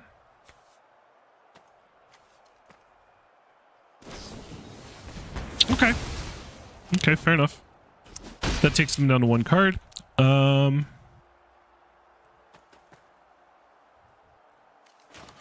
yeah, we'll go ahead and get the acrobats in there. So we have so many wrenches. Yeah, we really probably this could have been a land, right? We're in this spot. We have such a massive card advantage. We just want to be able to play 2 spells a turn, and make sure we don't randomly lose to like their flyers.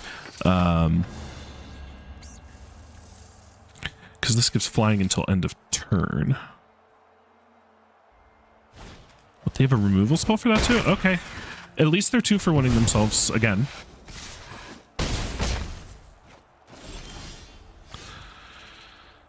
Okay. So yeah, like I'm in a spot here where like I can't double spell with anything. So like I could play Wekdu and then put the shield on it. Or I could play Opulent Valet and put the shield on the flyer. Or I could play Wekdu and take a land from them. Man, this is not great. But yeah, I think it's Opulent Valet and then equip the flyer. This being my best play in this scenario feels really bad. And it's because I didn't take a land with that first wrench. Oh my goodness. And they've got the principled referee. That's rough. So now their area list is going to be a flyer. So we have to trade off here. Ooh, man. Yeah, and we are still not drawing lands. Huh.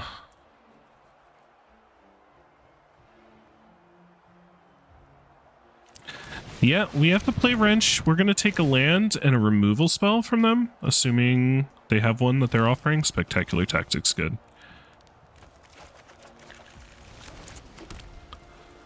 All right, and then we have to hope we win, or we not win. We survive 1 more turn. Man. And they're just on gas. Yikes. So we're going to play the Leonin and then... Oh, right, that gives haste.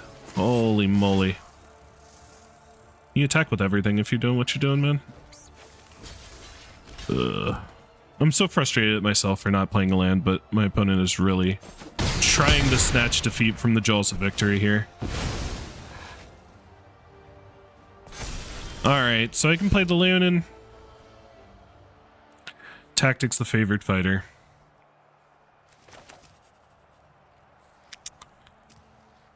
That's going to be the best line I can come up with here, I do believe. We would mill a couple lands, so that's, you know, not great. This is still puts us in a really rough spot, right? Because they can just move the Stitcher's Wings over to the referee, and then for the rest of the game, like anytime they draw a creature, Stitcher's Wings is threatening to kill us. So unless they just drew nothing and they attack with both here. If they drew nothing and they attack with both... No. They ain't no dummy.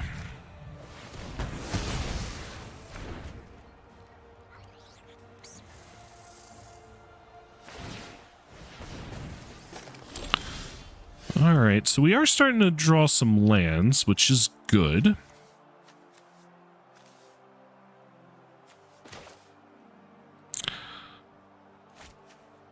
So 7, so that leaves 5. So we can put the shield on the Leonin. And that is a 2-turn clock.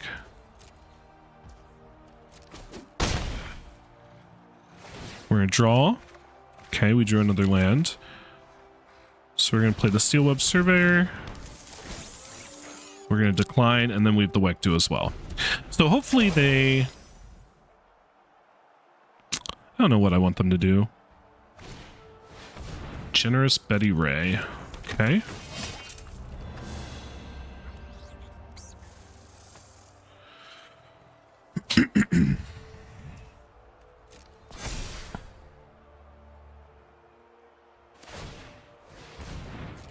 Okay.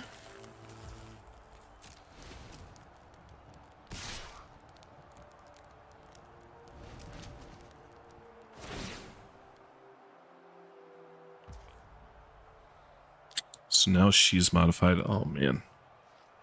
That's unfortunate. All right, so let's think about this. This is tricky. So we've got 8 mana next turn. So we could play Leonin and Wrench. Well, we could play Wrench and then see what we get and have 3 mana up. They're going to go to 8 here. If we double block, then we are saying we're okay with their referee killing us.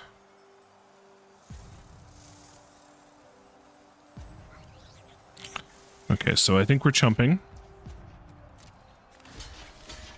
So I was thinking, so we could double block and kill Betty Ray, obviously. And Betty Ray is a serious problem because this lifelink damage every turn is gonna be an issue. But I don't think we have a line that wins if we do that. So this way we Wekdu. Let's see what we draw. Unstable Experiments. Don't think does much. So we're going to attack with the Leonin. Okay. We're going to play Wrench. Whoops. Another Unstable Experiment, huh? We're okay with the way that the tapper's tapping. That's fine.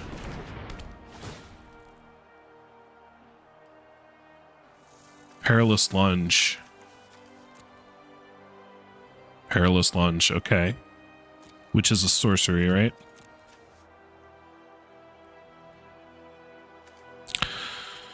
So, I can Lunge Ray, and then if they move it over, we can block the referee. So if they have a removal spell for Wekdu, we're dead. But if they have a removal spell for Wekdu, we're just dead anyway. The other option is taking Nocti and chumping again, but I don't think that is a winning line either.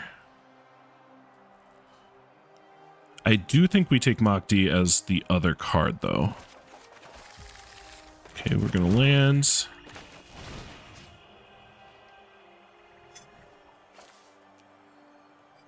the Leonin is the only one that doesn't die when I do this.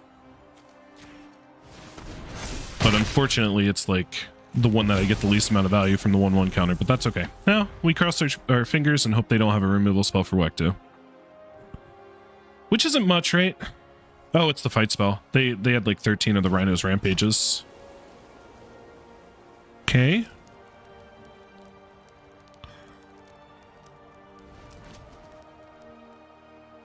Yee? Eh? Alright, so now they have 2 blockers, which is good because it means they don't have to block with the principled referee.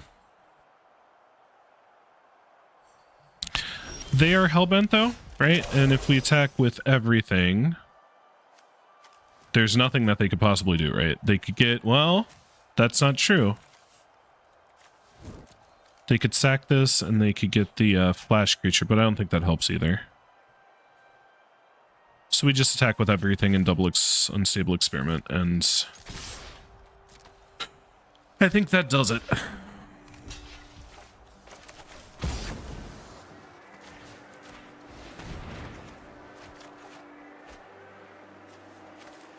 Show them the card they've already seen and hit for 4. Okay, good game. All right, on to game 3. Ooh, that was a little scary. All right, so we'll be on the draw here.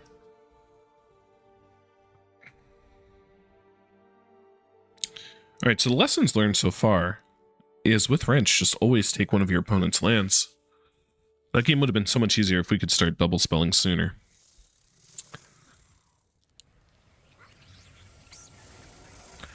All right.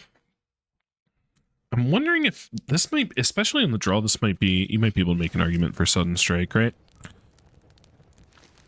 Because their plan is based around getting like relatively large flyers and having a 2-mana removal spell.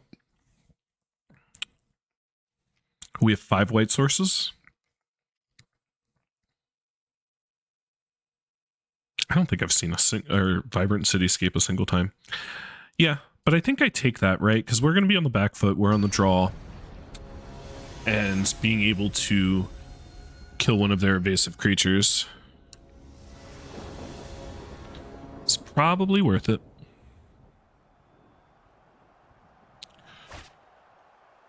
go, and there it is. So there's the strike. So this is just two land after two land after two land. We're on the draw here, and even if we don't draw land right away, it's an okay two-lander.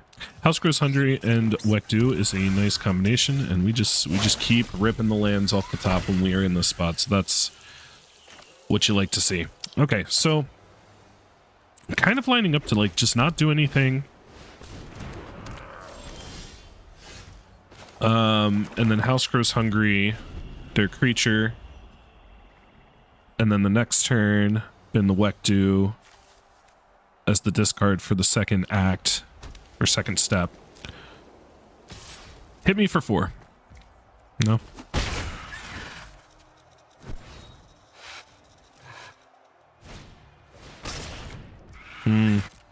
Okay, well that's a good House Grows Hungry target.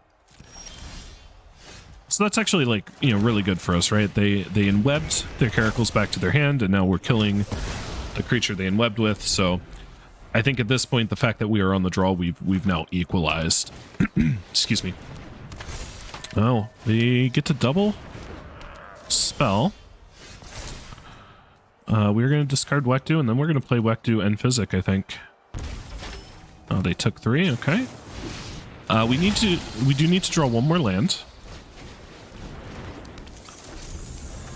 We do need to draw one more land. So if they attack with the Instructor... Oh, wow, Principled Referee. Okay. So if they attack with the Instructor here, and we double blocked,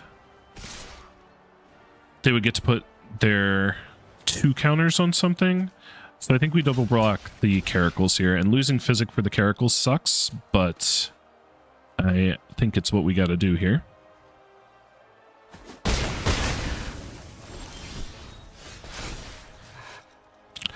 Go ahead and exile their graveyard. So if we play Aerialist, we can't play Sudden Strike. We could play the Shield and attack for 4 and hope to draw land. They're going to hit us for 5 on the Crackback.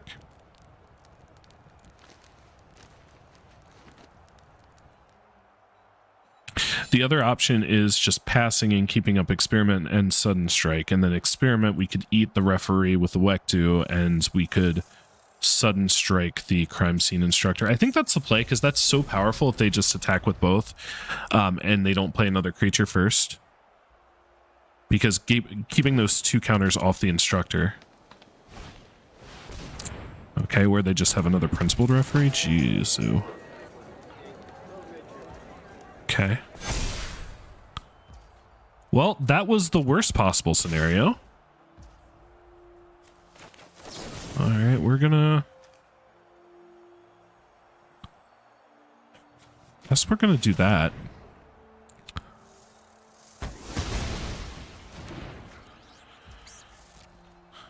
No blocks. We're gonna go to 11. Yeah, that was the worst scenario for sure. Too many referees with too many principles. All right, so we need a land here. And then we can discard the Aerialist and play Crobel, attack for 4 and Surveil. All right, or we just don't get a land, I guess. Also an option. All right, well, now we can play... Still no land. Shoot. All right, we're going to play Aerialist and the Enforcers and say go. Wekdu holds back the Principled Referee. We take 4, but they're down to 1 card in hand. And being able to put the shield on the Enforcers next turn, hopefully if they live, and being able to lifelink back 4 would be huge.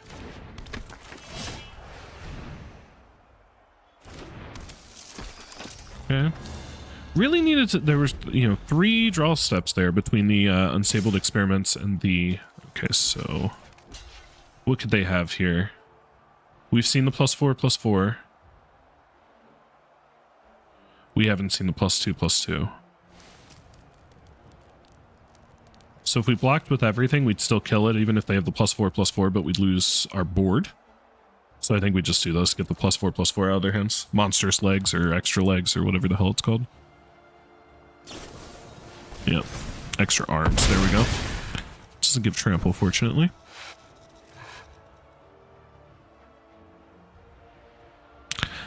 Hopefully that's it. I mean, hopefully their last card's a land, and hopefully the card on top of our deck is a land. If we draw a land, I think we actually just play Crowball instead of the shield. We play Crowball, and then we attack, make the Enforcers a 3/2. And then we can keep Crowball back to block.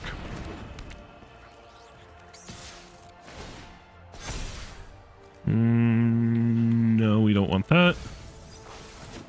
All right. I can exhale. Because we were able to make that play, and now we have to hope they drew a second land. I think we trade... Do we trade Kerbal for the instructors here? So, even if they had a pump spell, they can't kill us. Alright, I think we don't block. Priority instant pass there, so I guess they don't have... they didn't have any instant speed. Okay. So, if we put the shield on the Enforcers, they become a 5/4, and it'll be a 6/4. That's unfortunate, because they double block. We only kill. We trade for the fighter. But we go up to 12, and that seems kind of important, right? So, if that's the case, I don't think we Angler Shield at all, right? Because we just attack, and then we trade with either of their dudes, and we go up to 10. And we probably play Wrench. Yep. Alright, deal. We're doing this. So we're playing Wrench this turn. Maybe I wanted to play Wrench first, right? Yeah, it was probably Wrench first, so that I knew what I was getting. But I think I want to draw the Leonin next turn, because that trades with any of their stuff. Oh! Okay. That's weird.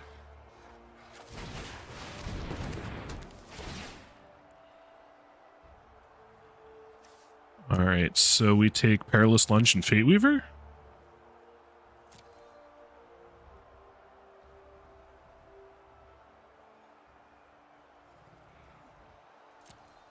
So, next turn 5 mana if we don't take a land. So we just take Perilous Lunge land.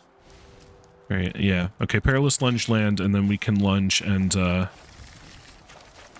Leonin. Always take land off Wrench. That was the lesson we learned. I'm really surprised they didn't trade. Okay, and they keep ripping lands, which is nice. Okay, so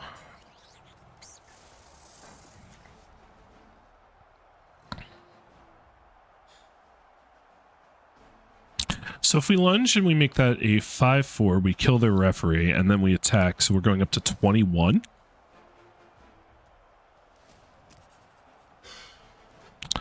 And then we play the Leonin.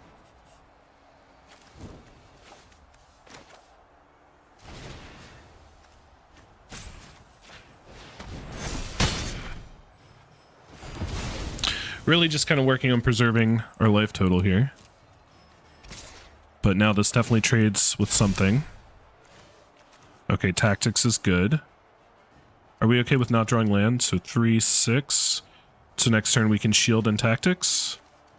We have 2 white mana, right? Okay, that seems fine. Okay, good. Oh, shoot. No, we can't play the Leonin. Oh, stupid. I should have kept the 2 lands on top. That was really dumb. That's okay, though. We're going to play Crook instead. And we are at a nice, healthy life total. They have no cards in hand. They're looking at probably having to Surveil, and then only having access to 3 mana. Alright. It had been a land. That was really dumb. I should have put the 2 lands on top, and then we could have played the Leonin. 4, 6, 8, 10. So that's lethal. Alright. We'll go for it.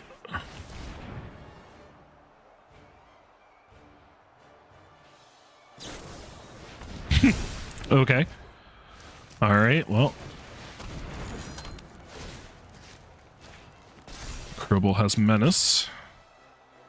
Wait, so... Still doesn't work, right? Because they can't block Crowball. Yeah. Alright. 3-0. 3 matches down after dropping game 1 there. It's not very not feeling very confident, but we got it. All right, so this is the one for 2,000 gems. So one more win is a pretty big jump there, and then and that's 2,500 twice. All right, again, we're not worried about 2,000, 2,500, 5,000 gems. That's whatever. It's all about making day 2, and we are almost halfway there with 3 match wins.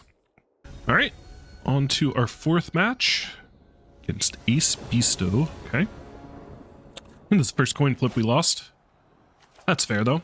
All right, first time we see Cityscape. So 5 lands. Excuse me, still a keeper. Definitely not taking a land off. Excuse me, sorry, the Surveyor. Land was not the thing we wanted to draw there. All right, and they're ramping on the play. So that's a little scary. We got spiders of our own, though. Definitely didn't want to see another land there. Okay. So I'm going to decline. So we've kept a lot of 2-landers, right? And then just drew a bunch of lands off the top when we wanted them. So we can't complain too much when we keep a 5-lander and then draw lands. We also can't complain when our opponent's knife tricking our 2-1. Okay. I mean, you do what you got to do, I guess, but if just one of these, I'm glad I drew a spell there, absolutely, but if just one of these cards was a spell, I'd be feeling a lot better about our situation, because I wish we had something to do this turn. So if we draw something here, okay. You know, not the best thing, but at this point, I'd actually be happy with the trade here because we're playing Wrench, so it's like, just stay alive. Well, Wrench is a 2/3, so maybe that would be silly. Yeah, that would probably be dumb, huh? Okay, so they played Weaver into a couple removal spells on the play, but their threat was a 2/2, so not too scary. They can't have any counter magic, so yeah, let's run out Wrench. Let's see what their deck's doing. So green black, they want to get a land first, so I don't take their splash land, which is white.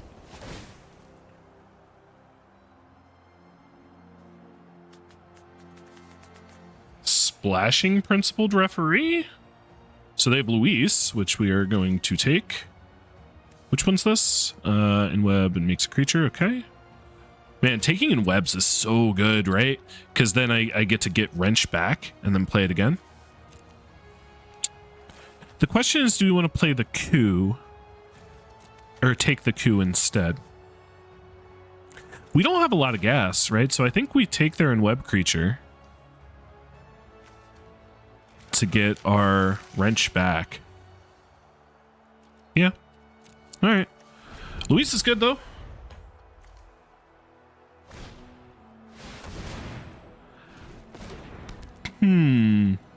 All right, the removal spell looking a little bit better now, not gonna lie. Oh, wow. And we're not gonna be able to get Wrench back? Oh, jeez. Okay, yeah, so now I wish we'd taken the removal spell. So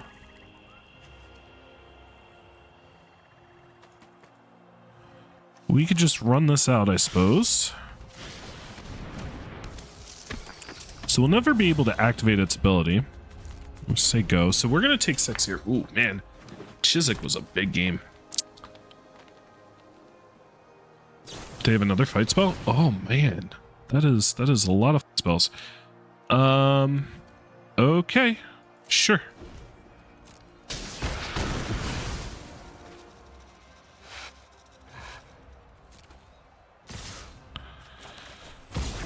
All right, we have to do this because we have to dig. Oh, I didn't click the connive. Whoops. Okay, well, we were probably trading anyway, but we essentially just didn't loot. I hit mid-0. So many times, right? Like it targets your only thing, but that's a up to. Okay, well, this was a good draw. The Landon was a very good draw. It's a shame that we can't play that and Ozor in the same turn. But that's okay. All right, next turn we get to play Ozor, which is an 8/8. Matches up pretty good against their Chiswick. Leonin keeps the Chiswick back for now if they don't have removal. We are going to take 3. And they pass because they drew land. Okay, that's good. Wow. Wow.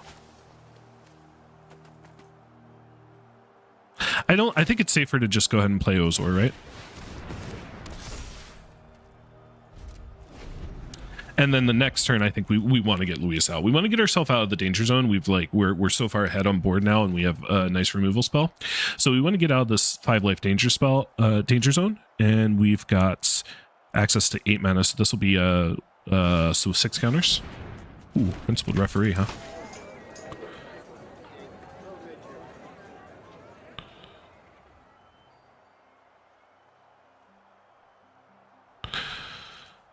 So this will be an 8/7 lifelinker.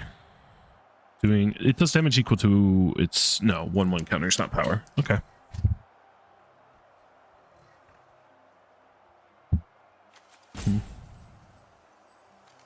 Trying to think what would actually be different had we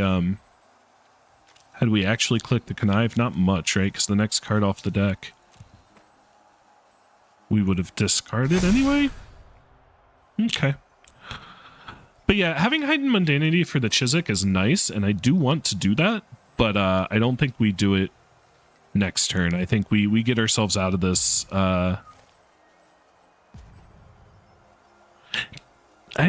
saying that, but this is a villain too, right? Okay. Good. Yeah, I'm gonna lose Luis for 6. Do I attack first?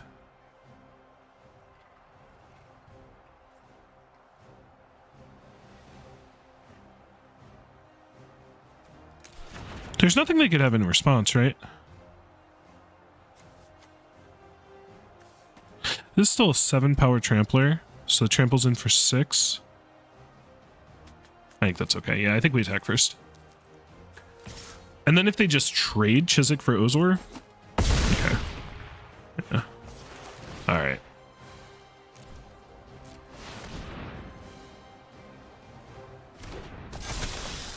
Alright, we get him. So that takes him down to 6. We go up to 11. We have 2 good blockers for Chiswick. Liking our position. We have a lot of removal. A couple terrific team-ups, Knife Trick, Rhino's Rampage. But this is a case where I don't think we need the attack, kill attacking or blocking creature quite as much.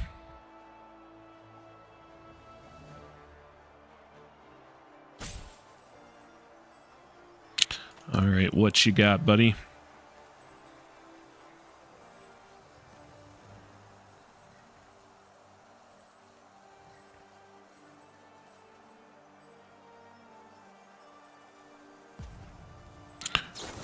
Okay, so they do have a removal spell. It's a removal spell that does 2 damage to them, though, because they didn't have a villain. That goes to the bottom of their library. So if they crew up the Chariot, no. I think they're trying to think of a line where they can attack. Like if they crew up the Chariot and they attack with both, I go to 8 and I trade here. Oh. Okay, I guess they were trying to think of a line where they just win. Huh. Okay, so I don't want to hide mundanity because then they crew in response. So they're going to crew and chump. Yeah, they're going to crew and chump and then we just hide after.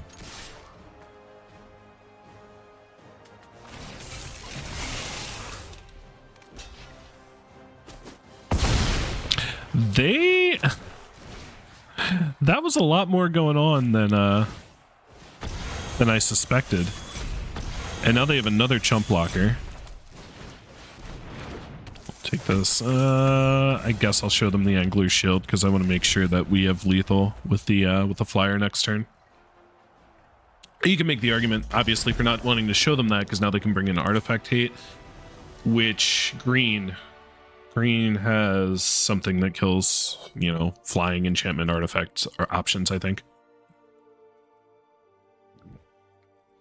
Okay, so I don't want to like be hasty and not give due diligence, you know, when it comes to sideboarding, but again, so one thing I might consider, removal heavy deck, maybe bring in Secret Identity, but you know, because that counteracts some removal, but it's one of those, you know, it's like a combat trick where you just need a lot of things to go right. You need that to be in your hand, and you need to have a creature that's worth saving, and you know, sometimes you can blow them out where maybe you can 2-for-1 them by doing that, but oh no, because it makes your dude a 1/1 too, right? So it's probably not it. So yeah, I don't want to be too hasty, but I think we're keeping things as they are. Prison Break was one of our cuts in deck building, and I don't think I would have wanted it, right? Like we end up, we've had so many situations where we've not been able to play all of the spells in our hand. So like we have enough value, I guess is the way to think of it. We have enough value in the deck. We don't need to try to shove more in there. I guess that'll happen when you have 2 wrenches. Again with a 5-lander. So it's pretty slow, and we're on the draw. Our opponent's deck wasn't terribly fast, but it would be punishing if we are light on threats. So we kind of are just looking to draw some more gas. Experiment's not the best, and they're ramping. All right, well, we'll thin our deck out a little bit, I suppose.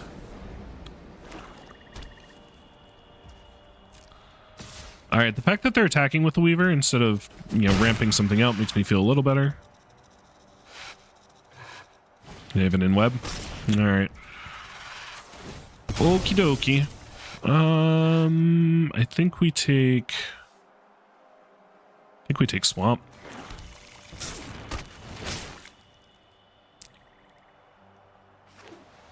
Yeah, maybe this was a mulligan. Maybe this was a mulligan. So this turn we play Wek2, and then we shouldn't have taken Swamp, because the turn after we want to Aerialist and Unstable Experiment, but we can't. All right. Yeah, their hand's was not even particularly fast or scary, and we're still just kind of way behind. This was a mulligan for sure. All right. Well, at least we do get 2 plays here, right? We get to Common Crook and Aerialist. I'm leaving Wek2 back.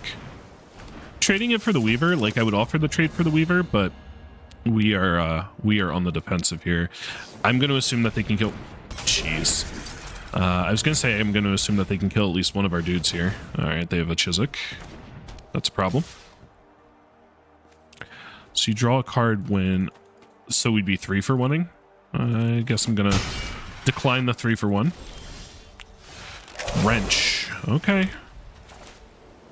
So we need to wrench, take some removal of theirs that deals with Chiswick, but all of their removals are fight spells. Okay, Remorseless Coup is a good one.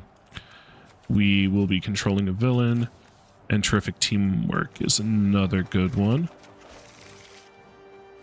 Okay, so we will be able to play both of those. Okay, so we need to survive this turn, and then we'll be able to, well, it's going to cost 5 mana to get rid of the Chiswick, so we actually can't cast both of them this turn.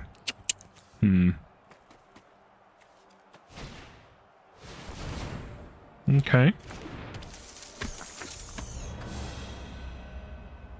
They've got to have at least one. Yeah. Alright, well now the team up gets more expensive, right? Because I don't have anything else that boosts the cost. Shoot. Alright, we can't just take this. We have to... I think we have to concede. Yeah. Alright, we kept a hand that was just too slow. Even if it wasn't, though, it wasn't even early pressure that got us, right? They were just on the play, and then they ramped to playing big stuff. Yeah, we're screwed, because we can't, well... We could triple block Chiswick here. Go to 3. Yeah. Yeah, let's go to game 3. We're going to go to 3. And by 3, I mean game 3. Ooh, this is tough. Okay. So we need to be able to deal with Chiswick. So maybe it is a sudden strike angle? I mean, it's 4 mana, kill target, attacking Chiswick. I don't know. We're on the play this time. So what we have that deals with it is House Goes Hungry, Hide Mundanity. Stealing their thing and then using that as a removal spell is a very, very slow option. Excuse me. All right. So, lesson learned. That was definitely a mulligan. Do we want to bring in Outsmart the Amateur as a counterspell to Chiswick? What would we cut for it, though? Like, we're on the play, so I don't think we want to cut Crowball on the play. So, that is at least a thought, though, bringing in Outsmart the Amateur against a deck like this, but I don't think we want to cut Crowball on the play. Crowball on the play is, like, one of our better aggressive options. We will play first. Okay. So we can Surveyor to grab, to stick an island on top, and then Physic. And Physic Surveyor on the play is actually pretty good if they don't have an answer. Now, game 1, this was the person that, like, was using removal spells on Surveyor and stuff, so... okay. Definitely not upset to see our opponent mulligan. I wouldn't even mind, you know, another 3 mulligans. Okay. So they did keep 6. Which is fine. That is a fair fight. Card parity. I hope the Physic actually sticks on the board, though, because I've been... You know, we haven't really gotten to, like, play with the Physic. Okay, so Steel Web Surveyor. We are going to take action and put an island on top. I think that might be the first time in this... Oh, okay. I can't act like I'm, like, super heartbroken in a situation like this, seeing my opponent miss land drops. But it does feel bad. I mean, I've been there before. They're going to knife trick Physic. Okay. All right, well, to be fair, it's not like my hand is super aggressive or anything. I think we're going to Unstable Experiment.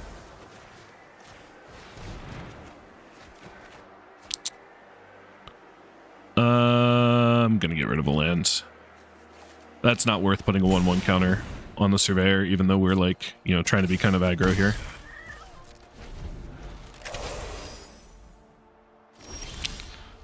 Yeah.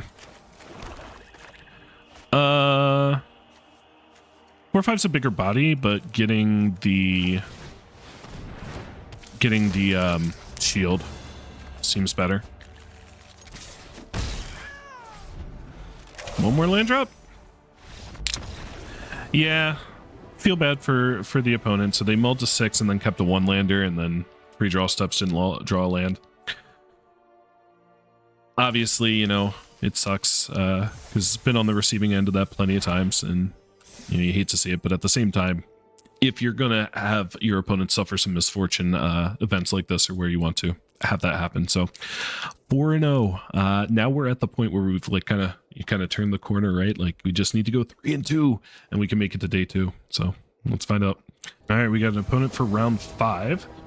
Is Glep, a Bargler. All right, we're back to winning coin flips, so we will take it. We have Aerialist and Double Experiment. This is one of the less sketchy 2-land keeps, I think. So assuming they don't have an answer for the Aerialist. City Pigeon, okay. Is this the first, like, good green-white in web deck we're gonna play? Or it's Esper, I guess.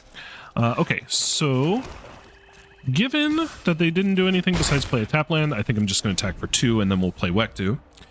Hopefully they attack with the pigeon. Alright, not playing around Wektu. They could have Counter Magic, they could have Pump Spell, they could have Removal. Scorpion Sting will do it. Alright, well now I'm happy to just pass. Or to just attack, rather. And then pass, and then do the same thing next turn. I will trade Scorpion Sting for Wektu and sort of time walking them there. Let's see if we get away with it this time.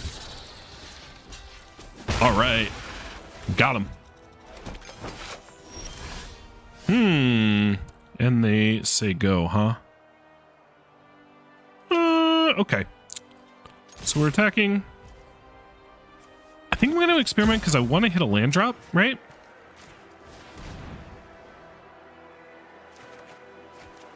Plains was the one I wanted to hit, and we can bend the Surveyor. Good, good, good, good, good. Alright, so we're going to play Plains. We could have Unstable experimented again, right? That would be good use of our mana.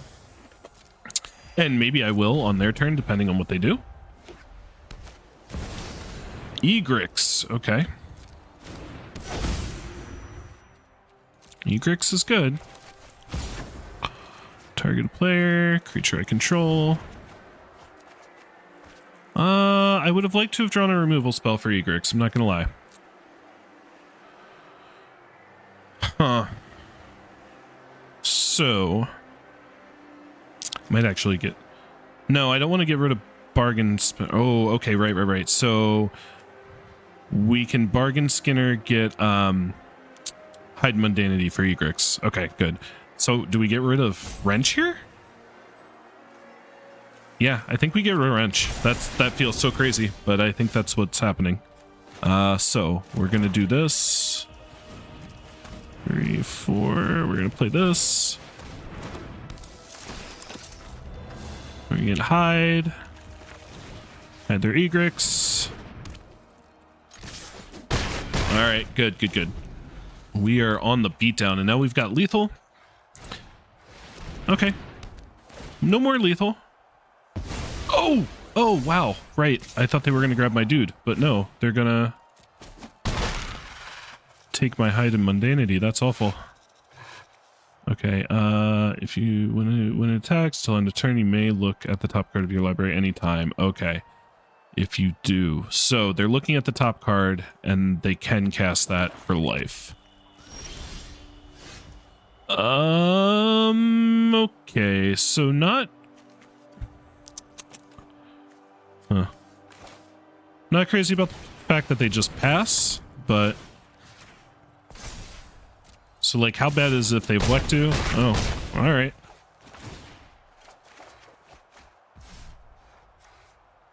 Shoot. Alright, there was no way that we would have been able to cast Spectacular Tactics anyway. Alright, still looking like we're in okay shape unless they have the Wrath. If they have Wrath, that's kind of bad. Okay, so they had a land on the top. Banemarked Landon's fine. That's like, I'm fine with you showing me more of your deck. So it looks like the blue was a splash. I haven't seen any blue cards though.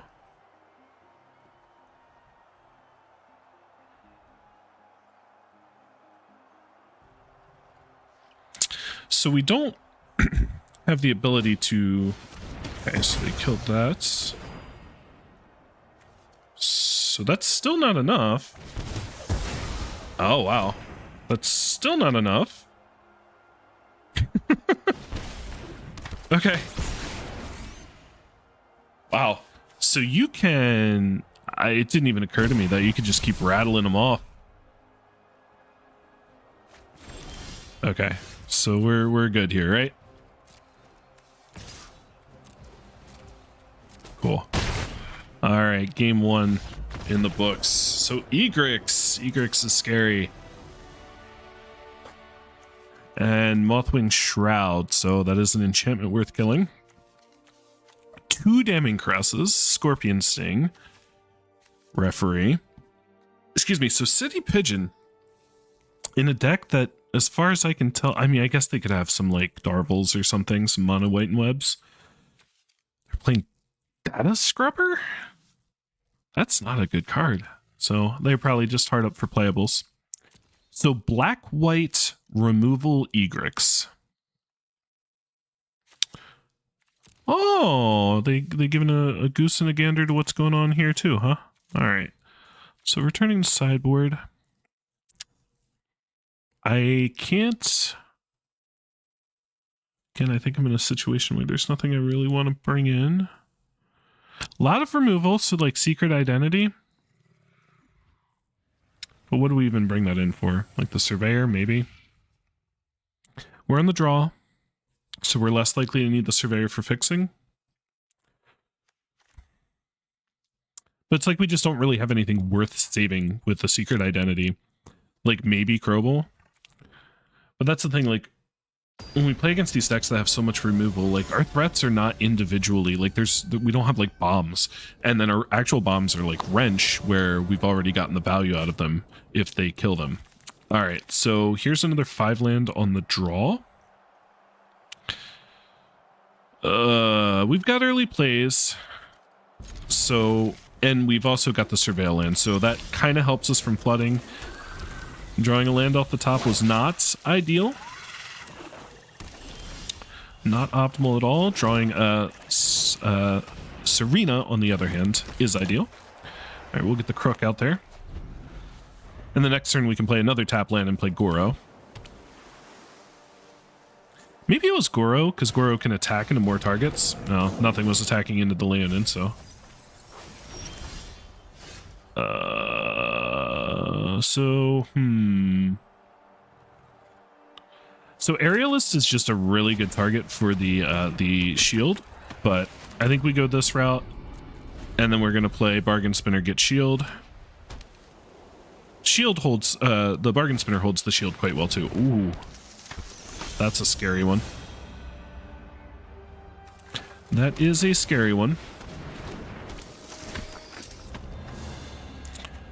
So we're going to keep in mind that, like, you know, they very likely will hold mana up, right? Because they're not going to want to let us shield up the Bargain Spinner, attack for 5, draw 1.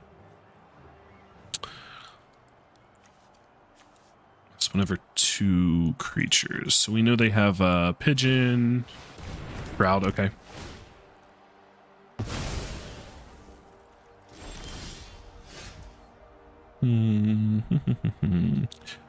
So we can Aerialist Experiment, or we could put the shield on the Crook and then they trade for the Leonin.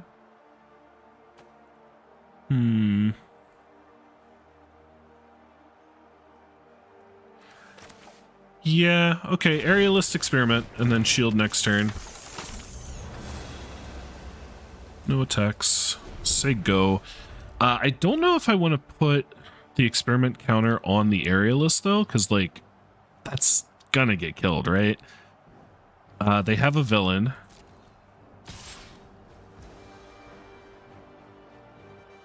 So I think I might experiment here. Put the counter on the Crook. That is if... I say this knowing full well that I'm actually probably not discarding a spell, right? Yeah, I'm not discarding a spell. So, okay. I'm just going to take 2. Physic is a good draw. They kept all their mana open, so that's kind of screaming removal spell to me. So I think I just play Leonin Physic and say go.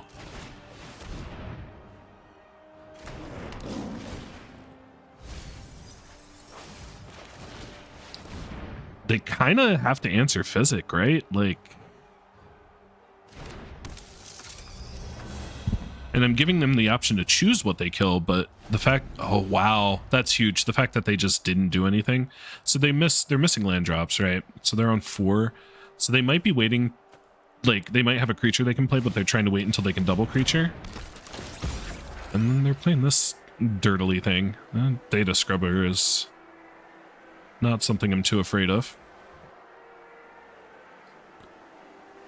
So that means they're not playing a removal spell. If they play another creature, like if they have a City Pigeon, that's a little unfortunate. City Pigeon also blocks the Aerialist.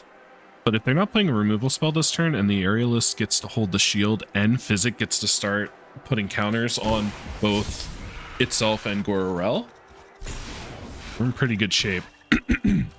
Okay. So they discarded a land and then played a land. But I thought they missed a land drop. Interesting.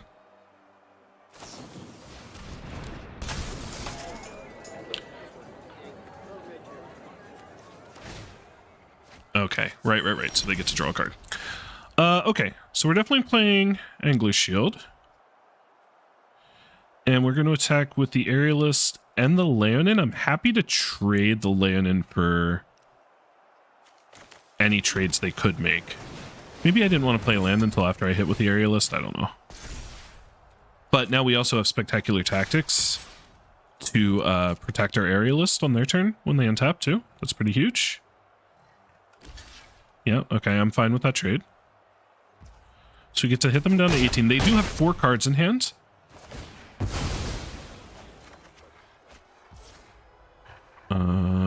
We cannot play that and keep up tactics, so we're going to keep up tactics. Oh, you know what? I'm an idiot. If you draw a card for each modified creature you control, not each.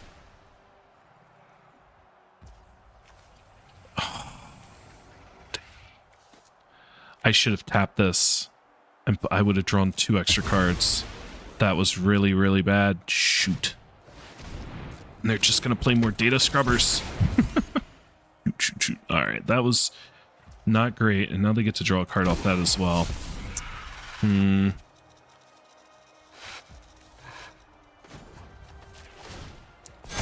All right.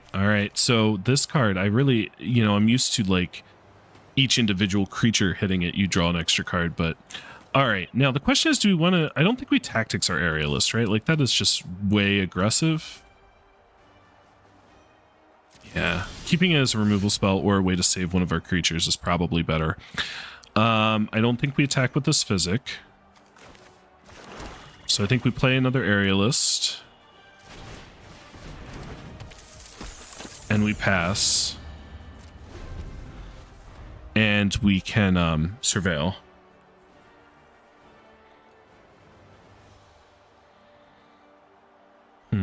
Man, life would be better if we had 2 extra cards in our hand right now, huh? Okay, so we get to tap this. We get to draw 2. All right.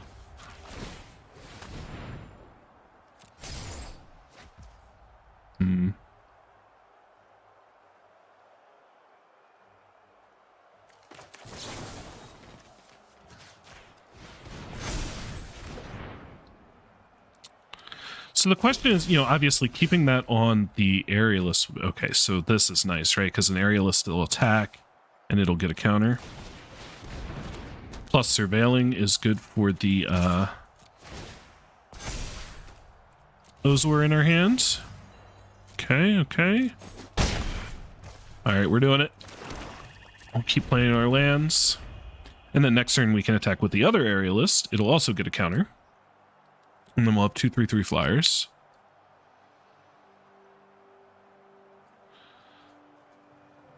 Try not to be too, stuck thinking about those 2 cards that I could have drawn had I sequenced things a little bit better. Probel of your own, you say? Okay. I don't think they have attacks even with that, though, right? So we're gonna pump our dudes. And we're gonna draw. And they're gonna concede. Okay. Alright, sweet. So next turn I was gonna attack for 6, take him to 9. Wait, no, I wasn't gonna attack for 6. I could only attack with 1. But yeah, they were in bad shape. I don't know if I would be conceding in their position based on the kind of level of event and all that, but I'm not going to complain. So 5-0. What an amazing start. 7,500 gems, playing for another 2,500. And 2 more wins and we get to go to game, or day 2 rather. Probably a nerd is our opponent. That's fair. We're all probably nerds. Still playing this silly card game 30 years later. They snap mulligan to 6. Our hand is reasonable, right? We give out all our colors. We're going to Cityscape turn 1. We can Wekdu on their turn 3. It's a little slow.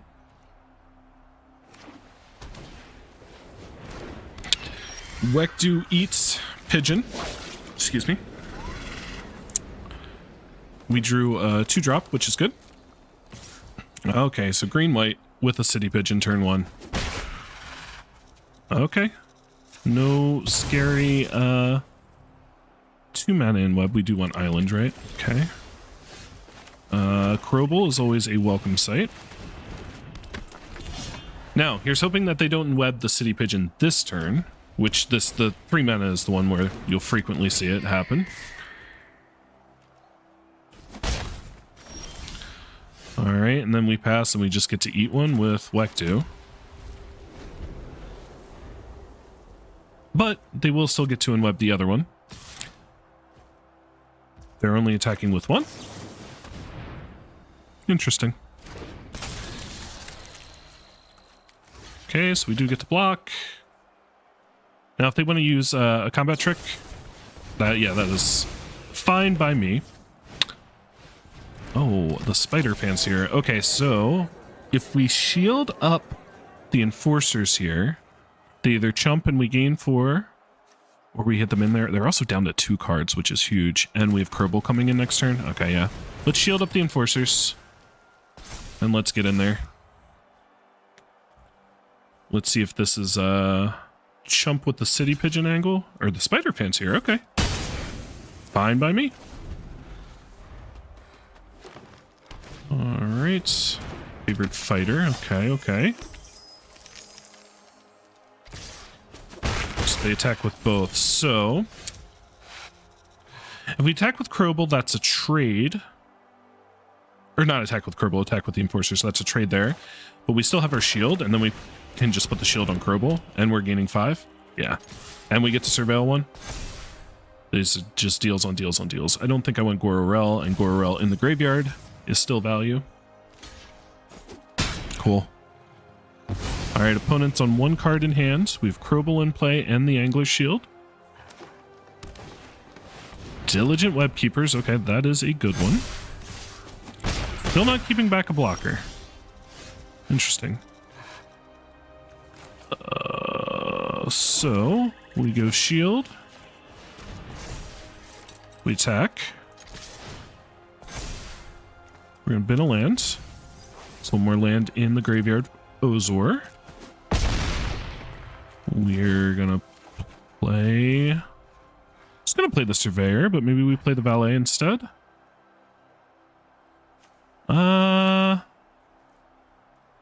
We can play the Surveyor, and then we can play the Unstable Experiment. I'm going to decline that and trade the Surveyor for the Web Keepers, which is sort of the safer line, right? Opponent drew another land. And then concedes. All right, game 1. Game 1 is down. So we didn't see a lot of their deck. So they did mulligan. They did mulligan, right? And they were on the play, so that put them down a card. So they're green-white with 2 City Pigeons. Like, we didn't see much scary, but their deck has, like, scary vibes, right? Two pigeons, the Spider Fancier, green-white, Web Keepers, yeah. Like, you just know that there's some quality in web creatures in there that they just didn't draw, and had they drawn them, we would have been in trouble. Now, is there anything that we can do about that? Well, sudden strike, like, I don't see myself sudden striking a City Pigeon. I don't think so. Yeah. You know, I think we again, we end up in a situation where we just keep our deck the way it is. On to game 2.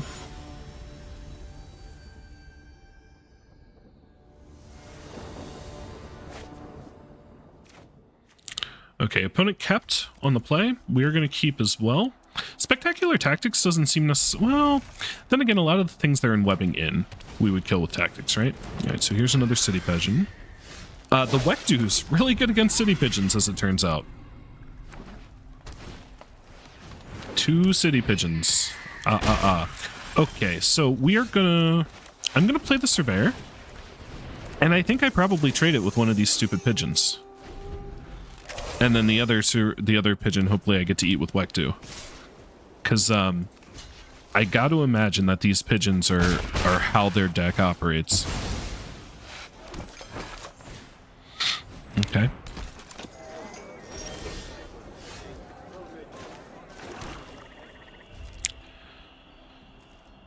Because they also had the the principled referees. So like, let's say they referee here, right?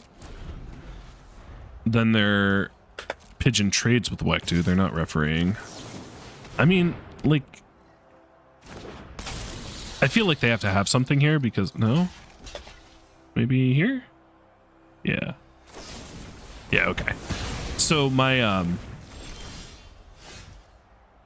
my priority kind of betrayed me there, right? Like it made it obvious I had something.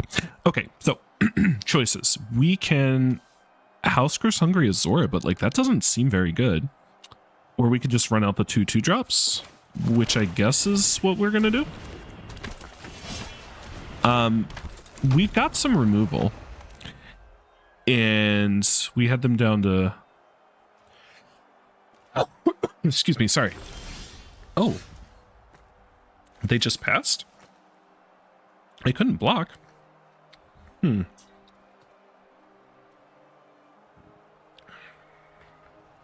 So they missed a land drop, so they have 4 spells in hand. I'm going to attack with the Crook, because I'm happy to trade that away for, you know, any random tricks that might be in their hand.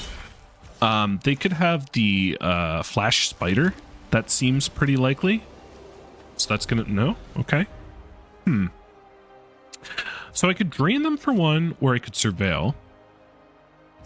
They missed land drop again. I think Surveiling is the plan, because we do need to find some action. That seems better than draining them for 1. Okay. Wrench is some action for sure. Attack with the Crook again.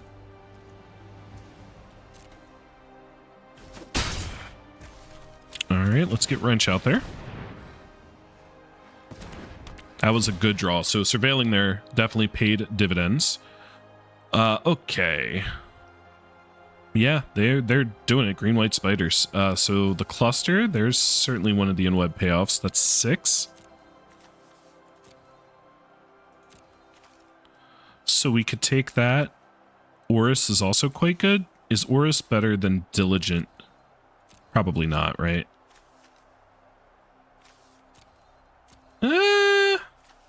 Actually, no, I think Orus might be better in this case, but we're going to take the cluster. We're going to play that, and we're going to hope we get to live the dream of in-webbing in cluster and getting Wrench back. If they miss a land drop again, and they just have nothing to do, I'm really not sure why they haven't been attacking with the City Pigeon. I guess it's been holding back the enforcers. Okay, so if they double block Common Crook, that sucks. So I think we... Yeah, I think we attack with Wrench. They're probably going to block. That's fine. We're going to unweb this guy in, get Wrench back. I mean, there are other lines that put more pressure on them, which would be reasonable, since we're like, you know, they've been stuck on 3 lands. Now they're on 4 lands. We know they have 5 spells, so like, you know, presumably they're going to start doing stuff. Principled Referee counts as stuff.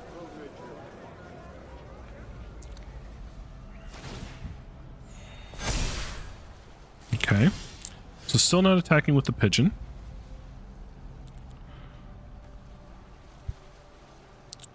So if we kill the Referee with House Grows Hungry, we have 3 mana open, and that doesn't really do much for us. So let's play Oros.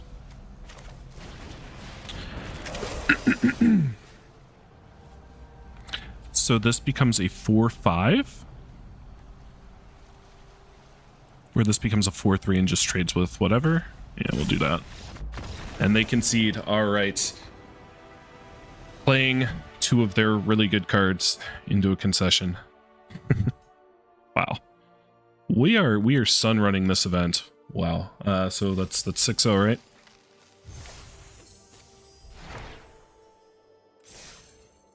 Sunrunning this event 6-0, so 1 more win and we get to play day 2. That is awesome.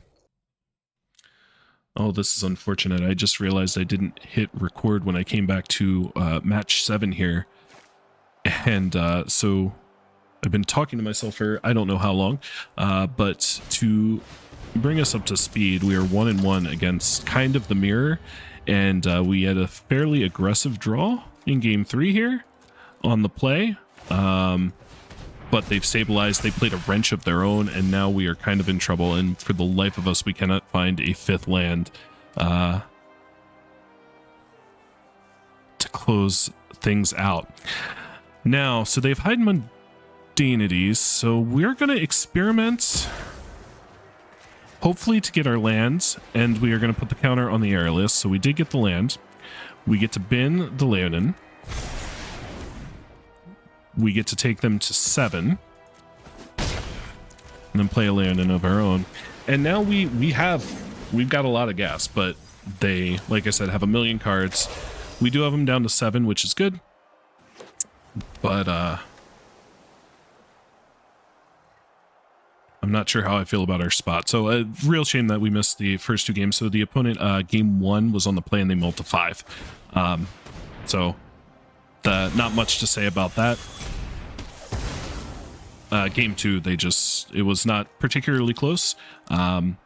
Sort of a spot like this one's feeling, where they're just getting more value than we are. But this isn't terrible, okay? So now we are... Oh, and that's actually a pretty good draw. So we can shield up the crook and attack, and they either have to chump with the wrench, or we take them to 5 and draw a card.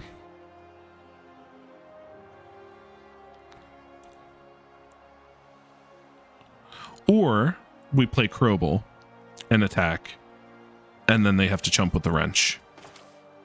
Or they go to 6. I think it's Crobel instead. Crobel is very good here. I do want to keep drawing lands, because we have a very expensive grip and wrench. Like, we're going to get those cards, and we want to be able to double spell. But anyway, so yeah, game 1, they multi 5 on the play, so that wasn't particularly fair. And then game 2 just wasn't particularly close. They wrenched to get our wrench, and then wrenched again. So they were wrenching a bunch. Okay, Hide Mundanity takes care of our Crobel. They've got a Leonin here, all right. So we're on a 4-turn clock. No blocks. So I think I'm happy to trade the crook for either of their dudes. So I'm going to offer that trade, and then I'm going to play wrench.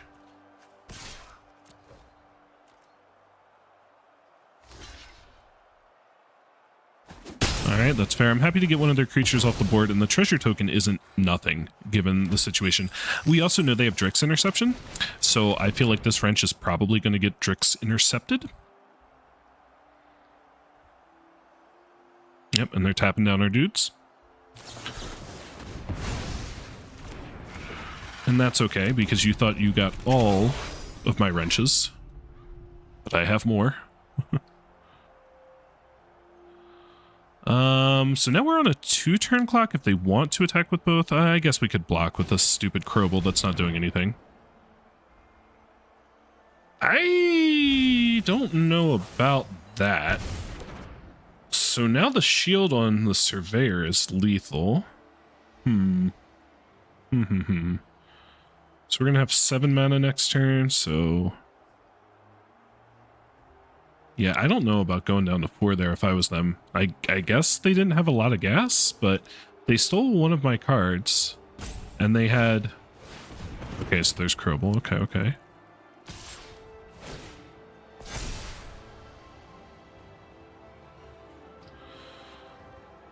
Huh.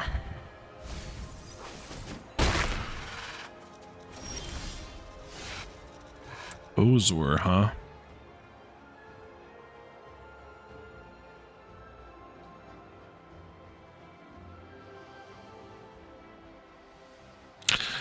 Ozor is great.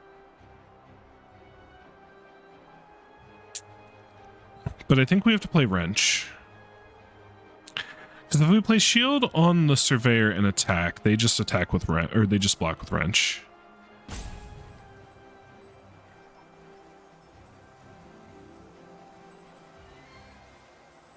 But then we move the Shield and then we can double block Crobel.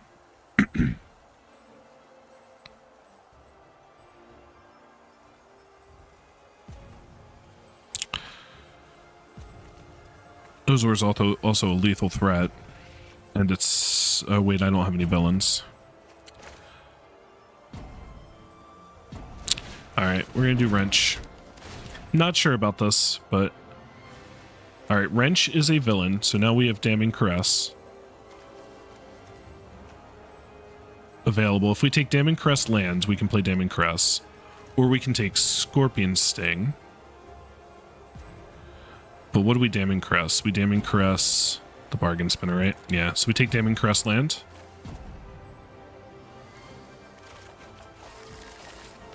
Okay.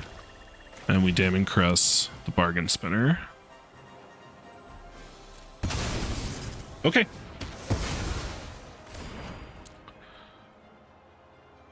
No attacks. Thank you.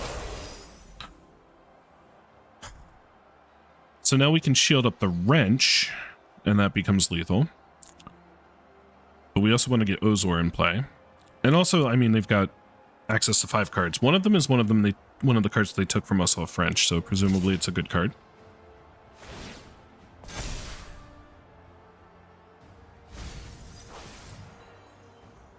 So how bad is it if we block with everything?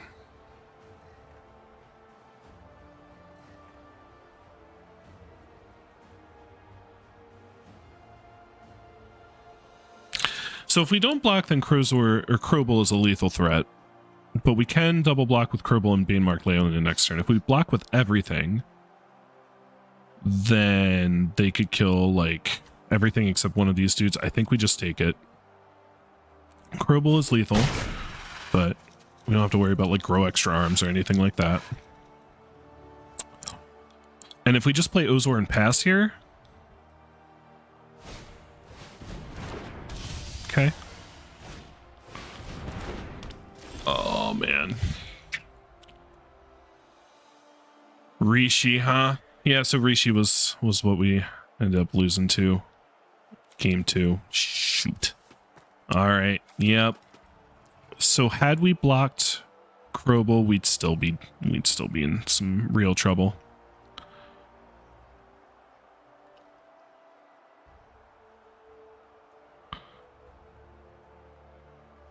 Yeah, okay. Damn.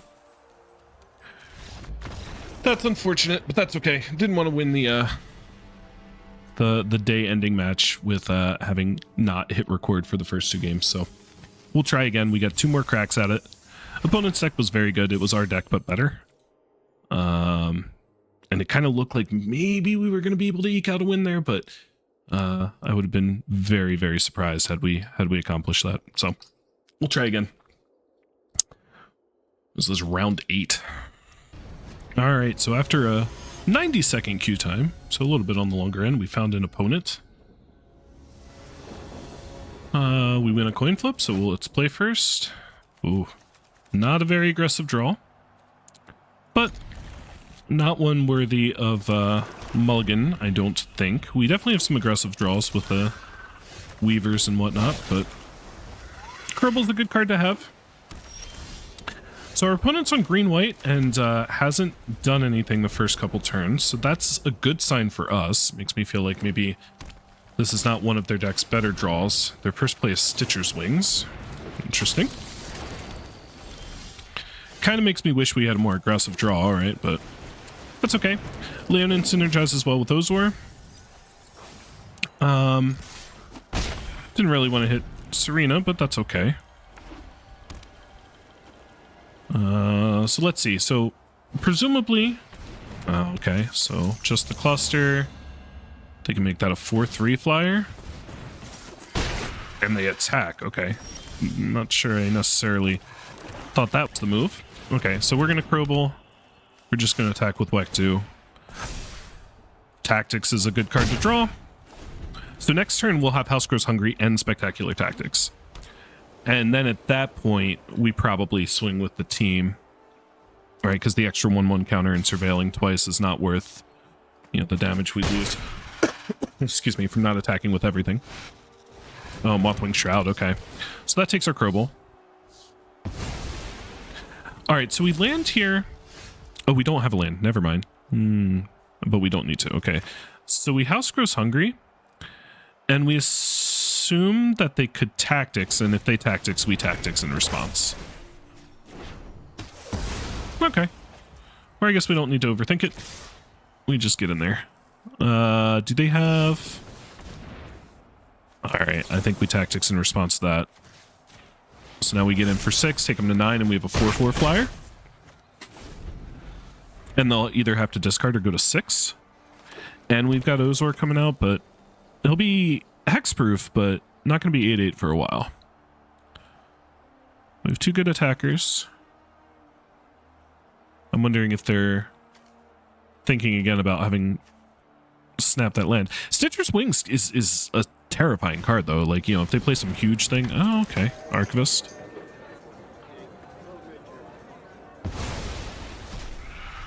And now the Archivist trades for the Wektu, or they get to attack for 5. Yeah. So fortunately, Valet... so Valet is the safer player. Yeah, I think we take him to 3. And then we play the Valet, because that's 2 bodies to block. Valet is sort of like the best defense against this board state. And hopefully... Okay, can't be blocked by more than 1, that's fine. So if they put Stitcher's Wings on it and attack... Alright, so if we attack with everything, they block the Lannon and they're dead. We don't really have to attack with everything, though. We just attack with Wektu. I don't think we block. They could have tactics here. Mothwing Shroud, okay. That doesn't really change anything, though.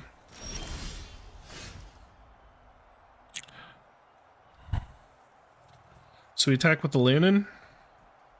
And then we play Ozor? Yeah.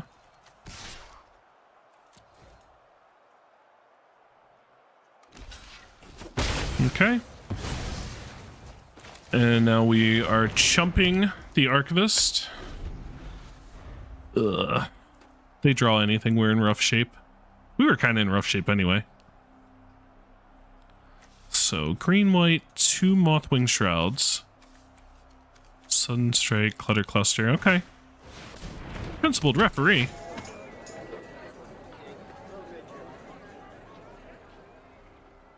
Oh, and they get the Clutter Cluster back? Oh, jeez. Okay. Yeah, so... they're pretty safe. What can we even draw? Not that. Not that.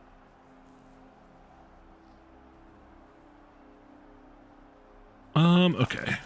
So we'll run that guy out, and then we'll pass. Well, actually, no, we are going to attack here. Because they have to chump. But, I mean, we are just dead, but we will play it out. I'm not going to play our land, so we're at least bluffing something.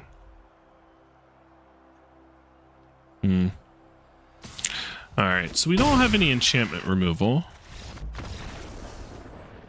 Mothwing Shrouds are an issue. I don't think we have anything in white that kills enchantments. No. Okay, so what else did they play? So green-white, not terribly good.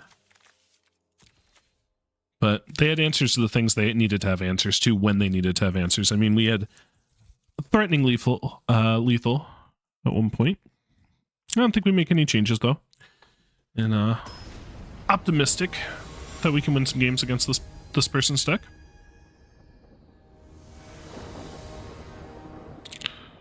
Alright, we get to be on the play. Is this going to get it done? Well, we can play Aerialist. We do need to draw a couple lands.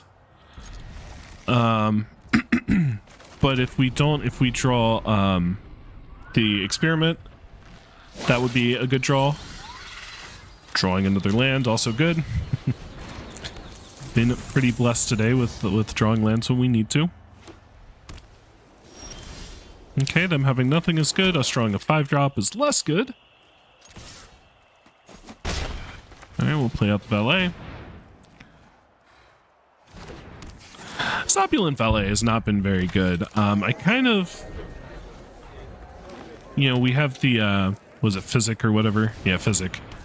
Kind of pictured getting some value out of that, but okay, that was a great draw because now we can play Serena and we can get the shield. So let's attack for 1. Let's play Serena. Let's get the shield. And even if they have Mothwing Shroud, which is sort of the answer, we will get to hit them at least once.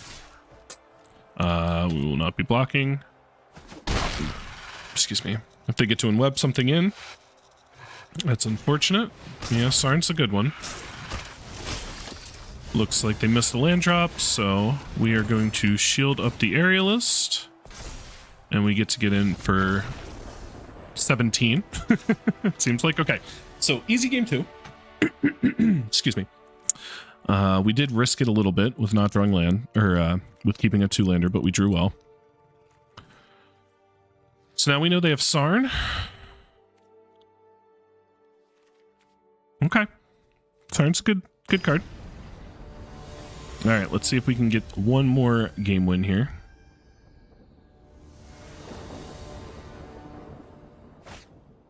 Six lands. I don't think so. I think that's a mulligan. All right, this is looking a lot more reasonable. We're going to get rid of the valet. So it's probably Crook first. We do need to draw an island at some point, but we have plays. Chennai and Hoppy is a good one. Okay. I think it's Crook first.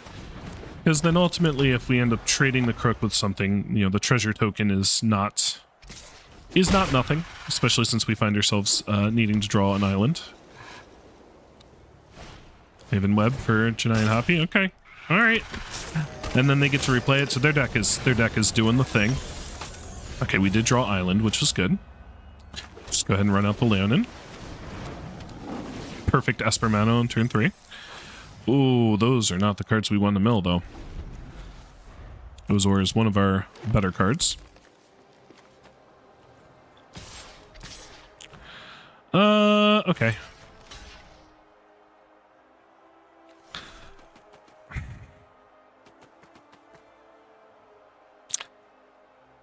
This is rough, but I don't think we're in the business of just continuing to take 5, and we're not going to play anything else that can block Darvel. So, yeah, it makes sense that they probably want to get it off the board and they probably have something better, but that's okay. We're gonna hide this. And then if they double block, that's fine. Okay, I don't understand. I don't know about that. I think if you were going to do that, you just double block and trade, but that's okay. Like, you just don't need to block there. You're at 20, so you can keep your dude out. But, okay, oh, well, okay. Never mind. They had a plan the whole time. They get to Archivist back. Ooh, this is going to be a rough one. So if we draw Wrench, that could put us in okay shape. House Grows Hungry is also a decent draw. Alright, so we're just passing because we have to House Grows Hungry the 4/4. We get to drain for 1. Trade for the Lizards. Not trading for the Archivist, so we're taking 5. Yep. Yep. So we kill the Favored Fighter. Oh boy. We draw land, which is not great. Excuse me. I knew he was hiding behind that scroll. So not looking great here. Now they get to attack with the Lizards too. Do we double? I don't think we can double block the Archivist. But then again, actually, I guess we have to do that, right? Because otherwise, we go to 1, and then they can just attack with Chennai and Hoppy. I'm not sure what we draw. I don't know that we have any outs here, especially because it seems like they might have another play. But yeah, oh wow. All right. Looking like, yep. That is not going to get it done. Okay. So those were the two matches that we could lose. No, you can't ask me that right now. Come on. Did you have fun this match? All right, so now things are a lot more intense. Here's hoping that we don't get reverse swept as we go into, geez, so what's this now? Our 9th round. So playing maximum rounds. I'm playing maximum games. It feels like we played 3 games more often than not. So might be approaching 27 games of Magic in a row here.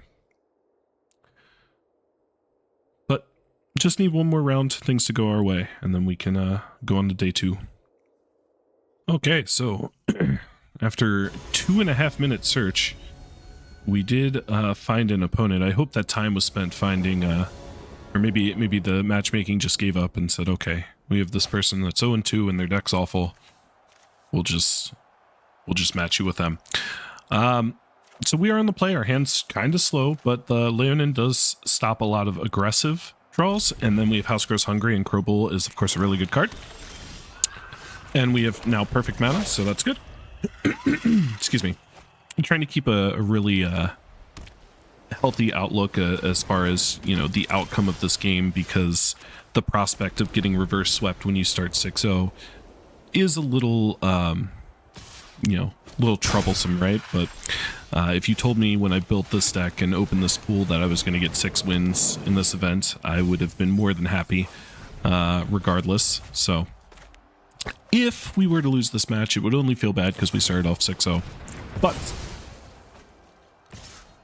it may look like our opponent is stuck on 2 lands, which is good.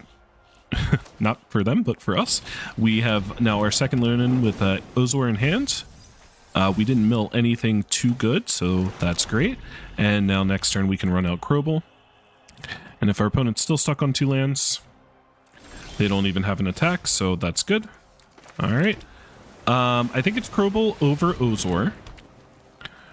Now Crobel does get, yeah, we can bin this valet. And as a matter of fact, I should probably look at subbing out that valet.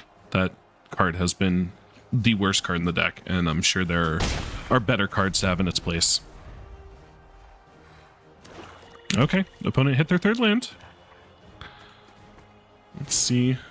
Okay, and they have a Mothwing Shroud. All right, that is something.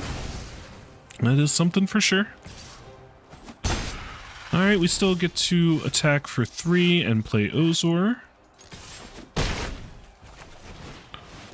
All right, but we do know their hand is nothing but gas, right? So here's hoping they didn't get a 4th hand. Ah, oh, and it was a 3rd color too. Yikes. But we've got 2 removal spells. We've got 7 power on the board, so we have a 2-turn clock. Ozor is, ooh, Infernus, huh?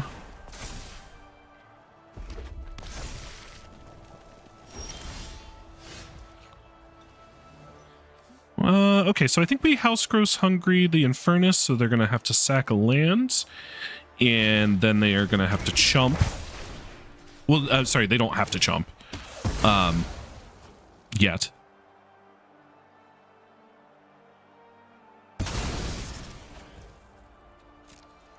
And they're probably not in the market of chumping yet. All right. And then we can run out the Enforcers. We have Hide and Mundanity. We can... maybe I want to... Oh, I actually probably should have held the land. Although that is... We didn't have a Surveil land yet, so maybe not. Because we do want to get 2 more cards in the graveyard for Ozor, right? What did they get back? Infernus, so they get to put another mountain in play. That's good. And then when it deals combat damage to a player, you sacrifice it. I thought it had to attack. Oh, it does have to attack each turn if able. Okay, we're going to decline because our hand's bonkers. Okay, Gororel's a good one. Okay, so the way things stand now, they could double block Ozor. They would have to, if they wanted to kill the Leonin, they'd have to block with Desecrix and 1 more creature. We probably wrench first to see what we can get from them. What is this thing?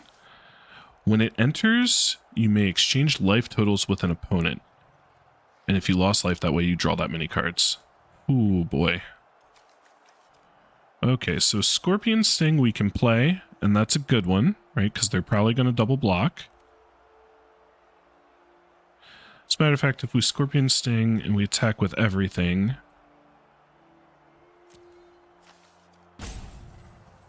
Okay, we have 2 lands on tap, so we're going to Scorpion Sting. And they have a nil as well. Galvanized Workforce doesn't make sense because we're not really going to play any 4 mana spells. I don't want them to draw this. It's not a May, but it is going on the bottom of their library. And then do I have any villains in my graveyard? Yes, I do. Okay, so we're going to get nil back as the other card. Alright. So we're going to attack here and here. They're probably going to have to double block Ozor. We've Scorpion Sting. Oh, okay.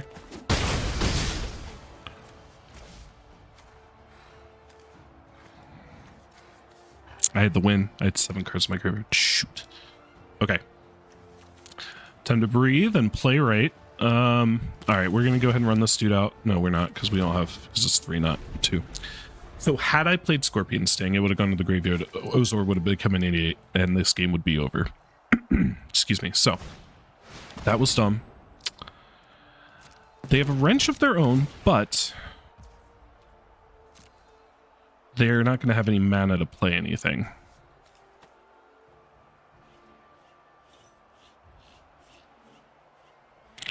So we can Scorpion Sting one of their blockers, attack with everything, and then drain them for 1 with the Merciless Enforcers, and that should be game. They could take land, and I don't have any 1-drops. So, and I think they already played a land for turn anyway. But this game should be over. I should have Scorpion Stung and hit with Ozor. Getting flustered after losing our 6-0 lead.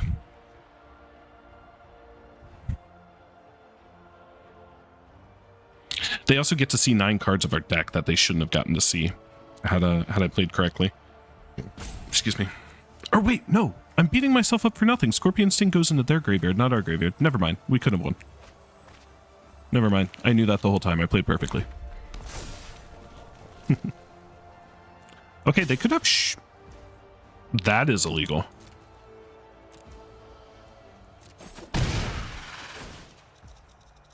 Oh, right. It has to attack. Never mind. Not illegal.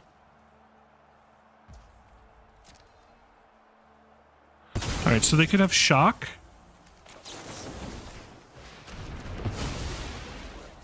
Which would obviously be good. Let's get rid of your graveyard, so that gets rid of their Goro.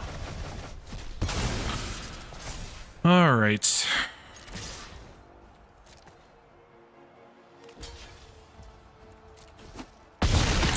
Alright. Match point for the 3rd time. Let's take a look at their deck. And let's click that Opulent Ballet into the sideboard before we do anything else. Alright, so Goro, right, I exiled everything.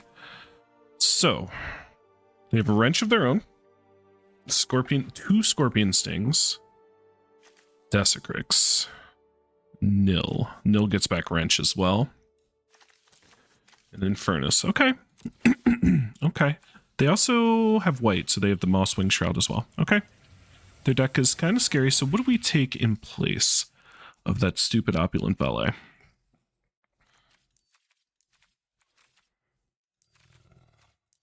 Oops.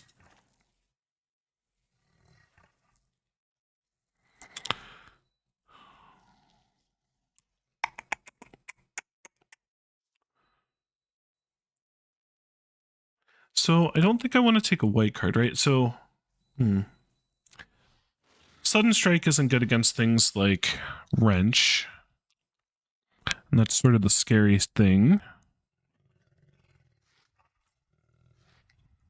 We're going to be on the draw. I don't think I want to take the vehicle. Maybe we take the Eerie Gravestone? Look to outvalue them there. Here, Gravestone's good with Ozor as well, so okay. I can be convinced that is better than the Opulent Ballet in this matchup. All right. Opponent on the play. Would not be too terribly upset to see a mulligan from them. They kept a hand to 7. I think we're going to keep a 7 as well. We have Physic. Our hand's pretty slow. I mean, we're going to play an Eerie Gravestone on 2, and then Physic on 3, which very likely to get removed. But now we drew Serena, and so if they use the removal spell on Physic, and then we get to Serena and get our our shield that we just drew. That's unfortunate. But that means that Serena gets to get a Hide in Mundanity, which is also good. Okay, and we drew another land, which we needed to do. If Goro, is this a spider? It is. It is. Physic is a spider. Restless Razorkin. Okay. That's a scary card. Alright, so I'm gonna play Physic. Again, fully expecting it to get, be the target of some removal. Excuse me.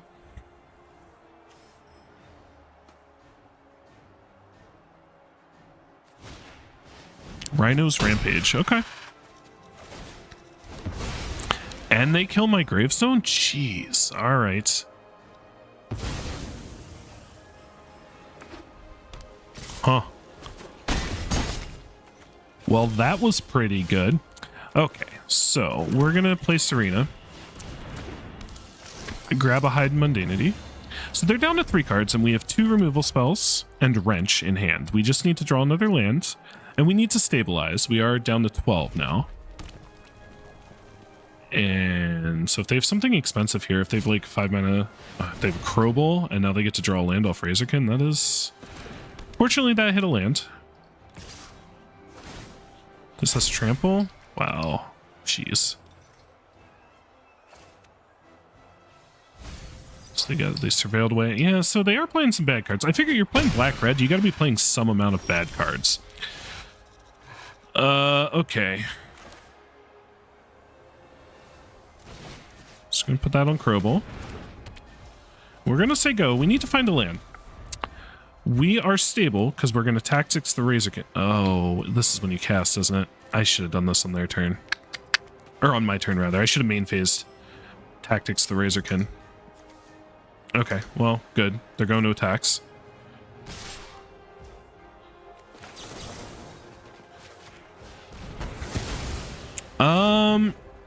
And I think I probably trade. That seems weird, but again, we're in the market of stabilizing here. If we draw a land, we can play Wrench. If we don't, oh my god, they have a Wrench of their own. Okay, okay.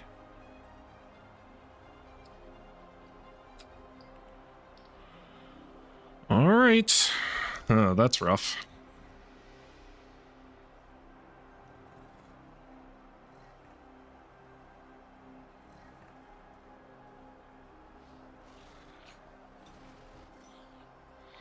All right, so if we draw a land, we get to play Wrench. If we don't, we play the Leonin. Okay, good, good, good, good, good, good. Let's get Wrench out there. So let's just take stock of the situation, right? We are going to be ahead on cards, and the board state is stable. They do have a Sedate. Infernus is not very good for us. Tethix is fine. Desecrix gets back mana value 3 or less, which could be Physic, that then has to attack every turn.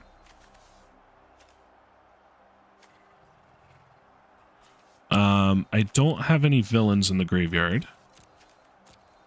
And then I also, like, we've kind of found it kind of makes sense to want to get lands as well. So no removal spells is a little rough.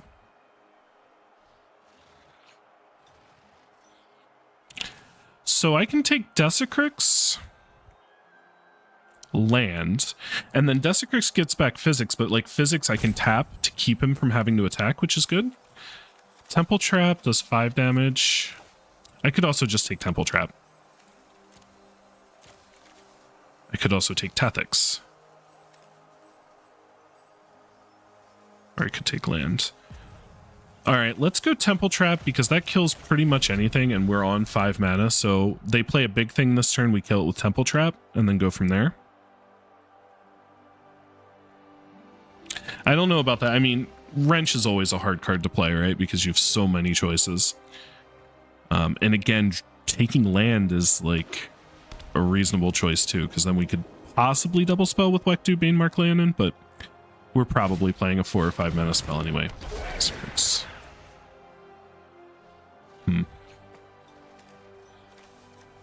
So they get back this stupid thing or Gororel?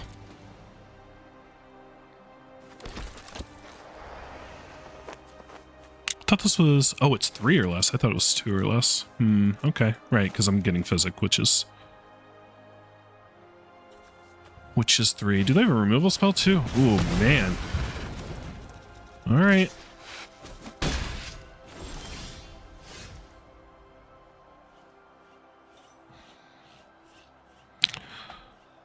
Yeah, I'm just going to play this. So getting 2 creatures out is sort of what we have to do in this case. So this trades with one of their things. This is...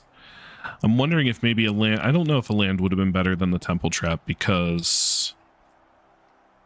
Again, we're playing expensive spells, so we wouldn't get to double spell, and that was sort of my logic. So they have to attack with the Razorkin. And when it deals combat damage to me, they have to sacrifice it. So I probably let it hit me. And we go to 3. We'll trade off Desacrix for Desacrix. And Physic can block Wrench. If we make it to next turn...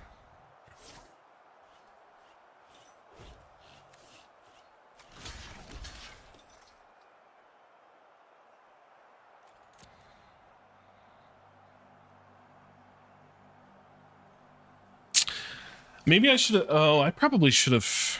This has trample. I should have... No.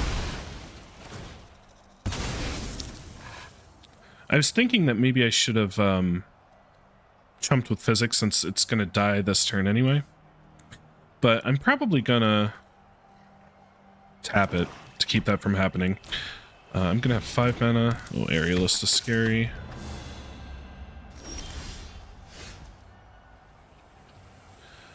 So I can't kill their Aerialist, but I can play a Wektu.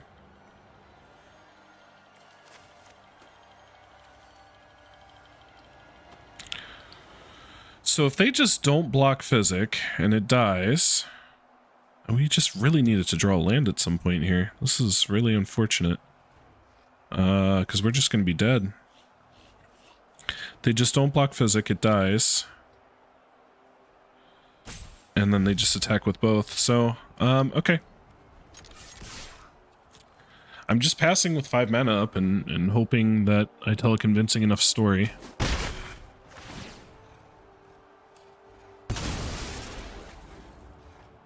Yeah. Oh, and they get the 2/1/1s as well. Yeah, we are turbo dead. I didn't even think about that. Okay, onto match point for the 3rd time. Or I guess the 4th time, and maybe even the 5th time. Did we win game 1 last match? I don't even remember. But this is like going to be our 4th or 5th crack at a game that if we win, we go on to day 2. And this is it. This is like as intense as it can get, right? We've played the maximum number of games, and if we win this game, we go on, and if we don't, we don't. Okay, so. I don't think there's any swaps we want to make. We're, again, kind of playing against like another value-y deck. I mean, red-black, you got to play a lot of bad cards to make red-black work. You know, you're playing things like this thing. But again, they have similar cards to us. All right. Here's hoping we get a nice aggressive start. Curve out on the play. Draw well. Win. Okay, our opponent spent a bunch of time sideboarding, so curious to see if they made any changes. All right, we will play first. Can we keep one more 2-lander? Well, this is 2 lands, draw a card, and we have perfect mana. It's not an amazing hand, but we do have the Leonin into Ozor. Gororel's fine. So we can play Gororel if we do draw land, and then if we don't draw land, we play Gravestone to try to draw our third land. Excuse me.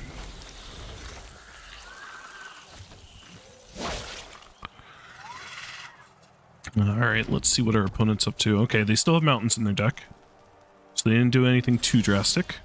We drew a land, which is good. We'll get Gororel out there.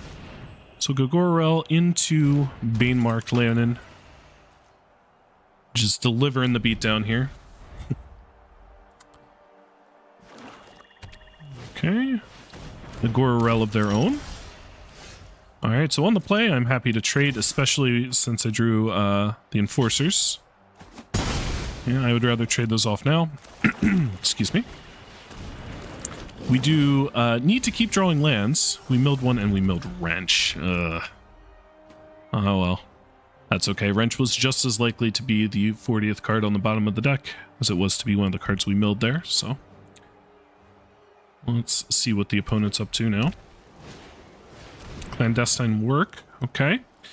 So they are certainly going to be ahead on cards this game, being on the draw, playing Clandestine Work, and we are going to get to hit them for the first time. They surveilled away Kill Spell. Interesting. Alright, so we're going to play the Gravestone and hope to draw lands. That's no good. Alright. We are drawing more gas though. Tactics is good against a lot of their plays. Leonin also good against a lot of their plays. Nil getting back Rel. Okay, that's not too scary. Alright, so now they could double block if they wanted to, and that's fine.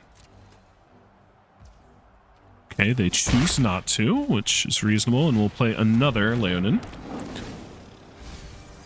Alright, you're starting to worry me a little bit here, deck. I would like to draw some more lands. We can't beat down with 2/3s forever. We do have a couple removal spells to work with, though.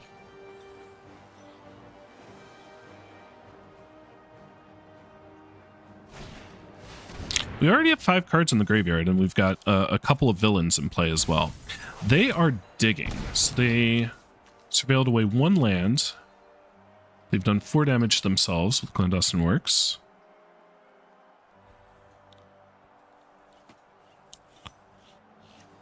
And again, 5 cards in the graveyard, so we're getting real close to Ozor being an 8/8 hexproof.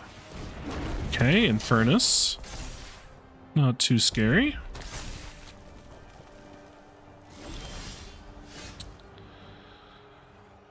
Okay, so I think at this point we unstable experiment one of these Leonins because we need to draw a land.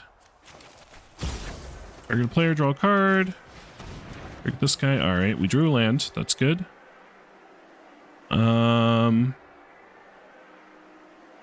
What do we discard? The Aerialist? Or the Enforcers? So we can play the Enforcers this turn. We can't play the Aerialist. I don't think we... but we've Krobel, which is really good with Aerialist. Oh, this is really tough because our hand has a lot of synergy and there's like a lot on the line here. So Aerialist Krobel is a very good combination, especially since their deck's removal heavy, so having the ward creature's good. We need to keep the island. Tactics is a good removal spell. So is Hide and Mundanity. Enforcers is a card we could play right now, and then Ozor is a good card. Of those, Enforcers is the worst, so that's what we're going to get rid of. We're going to play Island, and then we are going to crack the Gravestone.